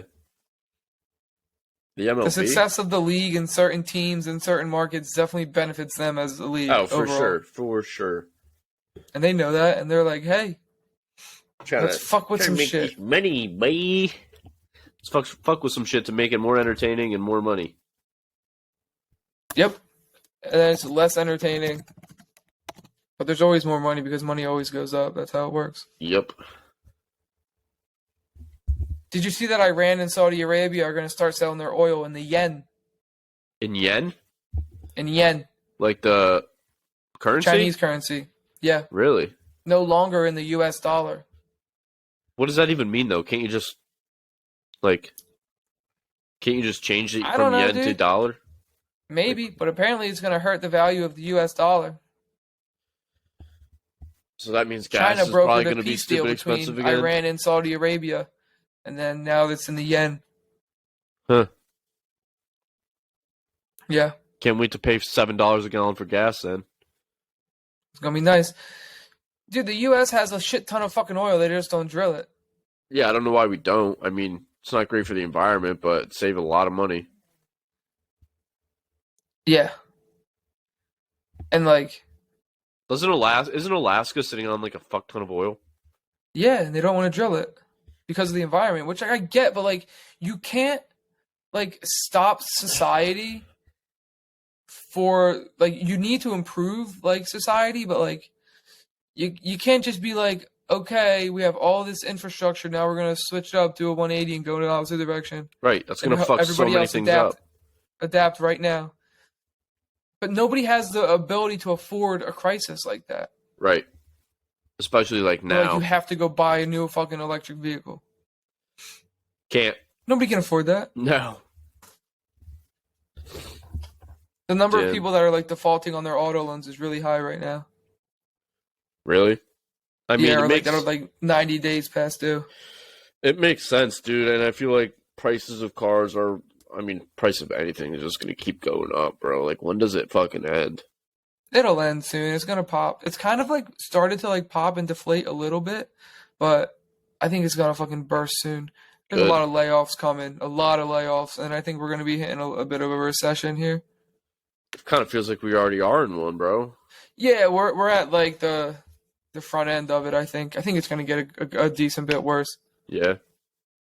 Hope I don't get laid off. That would suck. Yeah, that's what I'm saying. I like my job. I like having money. Well, I mean, if we get laid off, then we could just like spend more time putting this podcast together. Maybe we can get like 3 or 4 listeners on a regular basis. True. I feel like we get more than that now. Like a bunch of our friends listen to our podcast like pretty not religiously, but Mayo, Andy listens. That's it. I think Jordan listens. I think Waldo listens. Jordan and Waldo listen. We get probably a bunch of random people from around the world that just are like random roommates. What the fuck? Stumble upon us. That's the thing. That's me. I'm looking for something random. Dude, we need to. I know we say this so much, but we just need to get better at like social media marketing. It's just like so time consuming. Yeah. Like we need to like put the videos together and shit. Yeah. Like if we were hey, still if any of you devoted fans want to like say, haha, this made me laugh and the random roommates, I'd like to make a clip of that and put it on their social media. You let us know. We might have a free job for you. Free job, volunteer work. Free job as in not like it's free to give out, like free as in you're not getting paid. Correct. But hey, we might give you like, a smooch or something. I'll smooch you. Yeah, for sure. Get one of them. I guess At least on the cheek. I'll let you hit Austin's smelling salt. Yeah, I do that for you. Oh, man. All right, you want to get out of here? I'm about to go eat some dinner. Yeah, let's do it. Short one tonight, but yeah, we'll be back again next week. Hopefully I can not sound like Squidward. I would say follow us on the socials, but like we're not even on there. Yeah, why did you call me last night? So last night I texted Kenny. I was like, yo, trying to push back the pod recording tonight. I got fucked up by allergies, and I kind of sound like Squidward right now. And you said something hilarious, bro. You're like, McSquidboy Jones. Let's go, McSquidboy Jones. And then the text you sent me this morning, the last on Denzel Curry's album is Gold. Fire fucking song. Dude. Hold on, before we get out of here, I want to read some of the lyrics because, dude, it's all about like. I have it pulled up. I literally, yeah, dude, it's so good, bro. I like the bar he has where it says, "Bring a mask for the whole day. We ain't trying to get sick, so we walk around with no face." Yeah. The USA is a cold place, cold world, cold world. We don't even got a North Face. Bars, bro.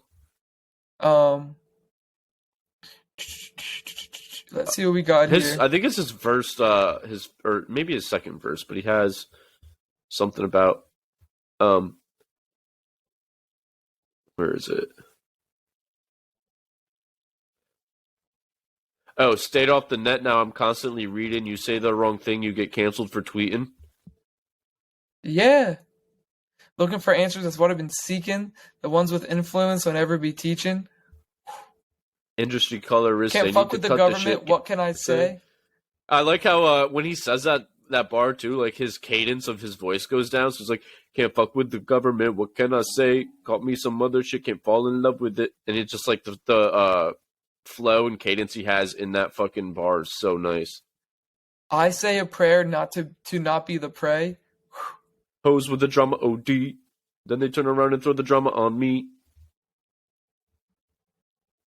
Yeah, dude. His I know I've said this to you a bunch, but like that whole album is like that. Like he my favorite song on that album is X-Wing, and it's all about him saying like like his come up, how he didn't have the nicest shit, and now it's like he's fucking living this luxurious life. But the song low key, like if you listen to it without listening to it, it's like a banging like trap song almost. But like the lyrics are very like heavy hitting. Dude, you know what's funny is you were playing that in the crib and it was. I played it on the TV. It takes mad long for him to say the X-Wing part, like for that chorus to come through. Like it doesn't come in for like mad long in the beginning of the song, and I didn't know that. So I'm listening to it, and I was about to say, "Yo, Johnny, is this that like a remix of that X-Wing joint? This sounds like the same exact like beat and flow." And then he said it, and I was like, "I'm glad I didn't say anything because I would have sounded like a dumbass." Well, yeah, he says like something, turn that shit to a Skywalker's, like because that's what Luke Skywalker flies is the X-Wing. Right. And he says like it's pretty much him starting out with an X-Wing, and he's like, if I get any bigger, I turn that shit to a Skywalker, and yeah, it's just fucking bars, dude. Denzel Curry, like I feel like is so slept on as like a lyrical rapper. I think he is too. So slept on, dude. He's becoming like one of those artists that's up there with like Kendrick and Cole for me, where it's like everything he puts out, I'm gonna like just because I like know what to listen for when I listen to Denzel Curry. Yeah, fire lyricism. Fire And you're lyricism. always gonna have a good beat on it. Right, and that's what I'm saying. He always makes it sound good. Like, it's music you can listen to without listening to, but then when you do, like, actually listen to it, it's like, oh, fuck, like, it hits heavy. Yeah. I That's think. how I felt about the Soul Sold separately, too, though. But I think this was a little better. Oh, yeah, I think Melt My Eyes, See Your Future is the best rap album made in probably the past 5 years. Like, it's that good for me. Like, I haven't had that feeling since probably, like... Tits. No, that... dude, Tits is like... Oh my god, I'm never gonna, like, hit that again. Like, that wasn't even, like, lyrical shit. That was just, like, okay, like, this is, like, if you took the epitome of what I like in rap music and made a concept album out of it, like, that's what that was. Like, my whole, like, I've always loved, like, space and galaxy and Star Wars and, like, nerdy shit, and, like, the concept of, like, making a movie out of an album, like, Tarantino-esque, was, like, the epitome of, like, my personality, dude. And, like, I remember discovering that album or listening to it when Logic dropped it and being like, I liked Logic. Like, he was a good rapper. He's somebody that I listened to. But then he dropped that album and I was like, oh, fuck, dude, this is, like, my shit. I felt like it was made for me. That's why I liked it so much. Maybe he did make it for you, dude. Maybe. And then it was funny you say that, dude. Like, last week was the 6-year ago, like, anniversary of when I went and saw him in Colombia on that tour. Or not 6, maybe it was longer than that. 6 or 8 years. Feels like it's been longer than that. 2016, so 7 years. So, hey, we'll split the difference. Split the diff.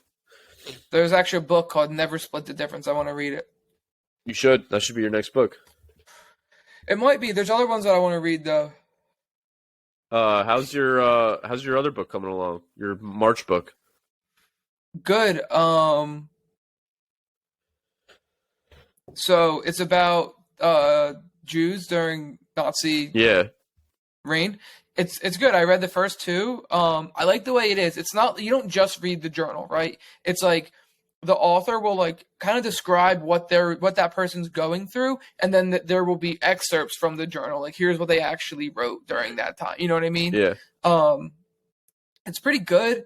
It makes me think that the 15-minute cities are going to be a lot like the ghettos that the Jews were in. I know I might get crucified for saying that, but dude, we almost stopped this fucking podcast 2 times already, so nobody's listening anymore. But I mean, low key, they were in the last journal that I read. They were fucking everyone was forced into these ghettos, and then, like, they had to move, and, like, you're only allowed to be awake at certain times, or, like, outside of your house at certain times.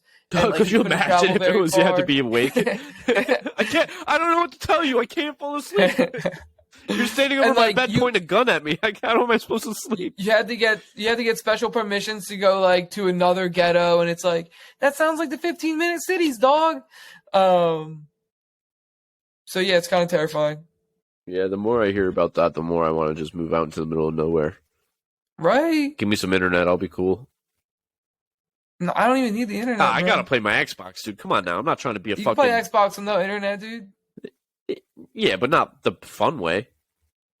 That's true, and you wouldn't be able to download games without internet. Right. You almost need internet now to play Xbox. It's kind of whack. Unless I just went back and got, like, a 360 and played some old school type shit, but I'm trying to get that new. That's what I would end up doing. I'll bring my old video games out to the middle of nowhere with me, have no internet. I'll just have solar panels. I'll have, like, a sophisticated rain catching system for water. I'll have, like, the water you're catching is probably going to be filled with acid by that point. You got to filter it, too. Yeah, that's true. I need to get some filters. Like, some crazy filters. Or whatever they're going to be pumping out there. Yeah. But yeah, I was telling Lex, I was like, I just want to live as far in the middle of nowhere so they just forget about me. And she was like, you're kind of scaring me. And I was like, that's not the point, but, like, good. Like, kind of, at the same time. Yeah. It was just funny how you started that. We were like, so I Loki scared the shit out of Lex the other day. Yeah. Which is like, yeah, like, it is scary. Like, it scares me when I think about it, because I'm like, what the fuck am I going to do if the government comes knocking on my door and wants to fucking move us somewhere? Yeah, you know what, like, this is going to sound fucked, but you know what comforts me when I, like, start thinking about shit like that? I literally have one thought, and this is going to sound, like, super dark, but, like, and I don't mean it in, like, a dark way, but I think to myself, like, dude, we're floating on a rock in the middle of space, nothing matters. And I'm just like, yeah, okay, I'm good. I'm just going to keep on living. Yeah, that's true. Like nothing I do, nothing anybody ever does will matter one day. Like in the grand scheme of No, things, we won't even be like the human species won't even be a thing. Like fucking who knows how long from now. Who knows? So probably not I'm very. just trying to fucking enjoy my time that I got here and make the most out of it. So whenever I think of something that like that's kind of like how I was telling you how like sometimes when I would smoke I would get like super anxious. Like that's how you like what you told me. You're like, dude, you just got to think like, oh, I'm just chilling. Like that's the thought I go to. It's like, oh, nothing matters, dude. I'm fine. Yeah. Which is just It's kind of a dark way to do it, but it's crazy how the nothing matters mindset is like two totally different ways. Because some people are like, bro, nothing matters, like fuck all this shit, and they're like angry at the world. And then there's that point of view where it's like, bro, nothing matters, dude. Who gives a fuck? And yeah. that's like so freeing. And like and then that combined with life is very finite.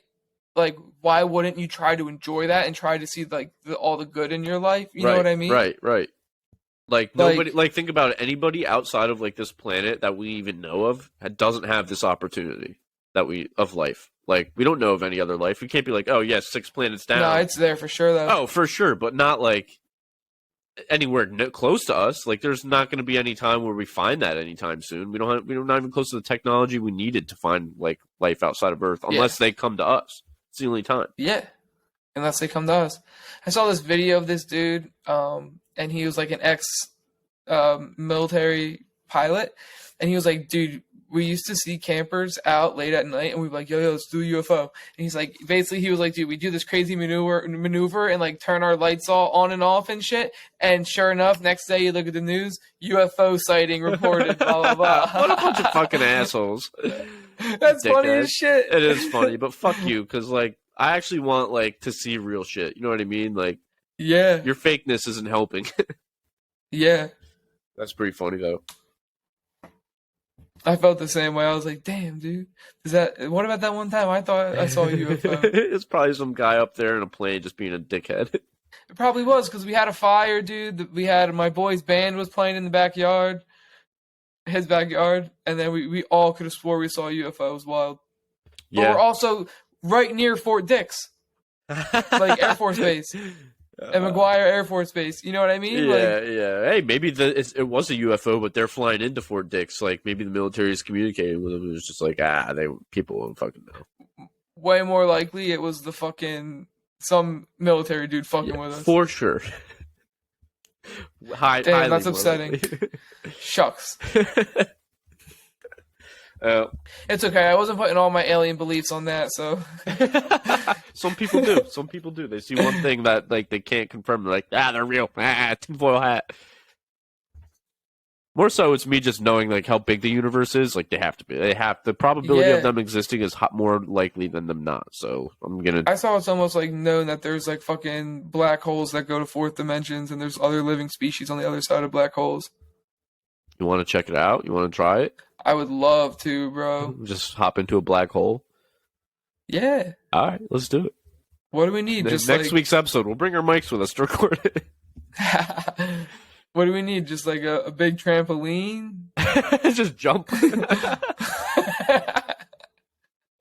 We probably need some sort of satellite or rocket to even come close to the nearest black hole, if I had to guess. But I don't know if a trampoline's enough juice to get us there. Maybe we get up to space where zero gravity finally hits, and then we just jump in the direction towards a black hole off a trampoline. Like swimming?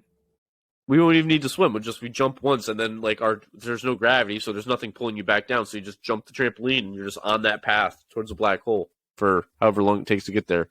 Trillions of years, probably. But what if we didn't age? Oh, that would suck. We'd come back, and everybody would be dead. We'd come back, and life on Earth probably wouldn't even exist. Yeah, it'd be that long. Also, I'm not going home. We would for sure be dead because we would have no oxygen left to breathe. Oh, bro, come on. We gotta like that fish in the space. Bro, just put your fucking hands over your nose. You'll be fine. Oh, man. One of the books that I'm thinking about getting for my next one is called Breathe, actually, all about like why breathing is so important. That should be your next March or your next April book, and it might be. Back. I kind of want to get they make tape. You could use regular tape, but like a lot of people will tape their mouth shut so that they breathe. It forces you to breathe through your nose when you're sleeping, because so many people breathe through their mouths when they're sleeping, and it's like so bad for you, allegedly. I'm thinking about trying it out because I'm fucking gullible. I would try that out. And my nose is always stuffed, and I know that I sleep through my mouth, and I think if I breathe through my nose more, I would feel a lot better. Or you'll choke yourself if you can't breathe through your nose. I think it'll just open up. Yeah, if I tried that right now, I would definitely suffocate. I'm not getting anything through these nostrils. Also, my sister got me a book a couple Christmases ago that I haven't read yet, and it's called The Plot to Kill George Washington, America's First Conspiracy. Ooh, that's going to be a banger. Right? That sounds interesting. I've been there, but I've had like more like pertinent things that I wanted to read. Fuck the breathing shit. Read that one next. I want to hear about that. All right. I already have it too. I don't have to buy it. Bet. Yeah, it's got to be your next one. All right. Well, thanks for listening, guys. We'll catch you next week. Have a great weekend. Smooch your neighbor. Smooches. Wait. I'm not ready to hit stop yet. Okay, here we go.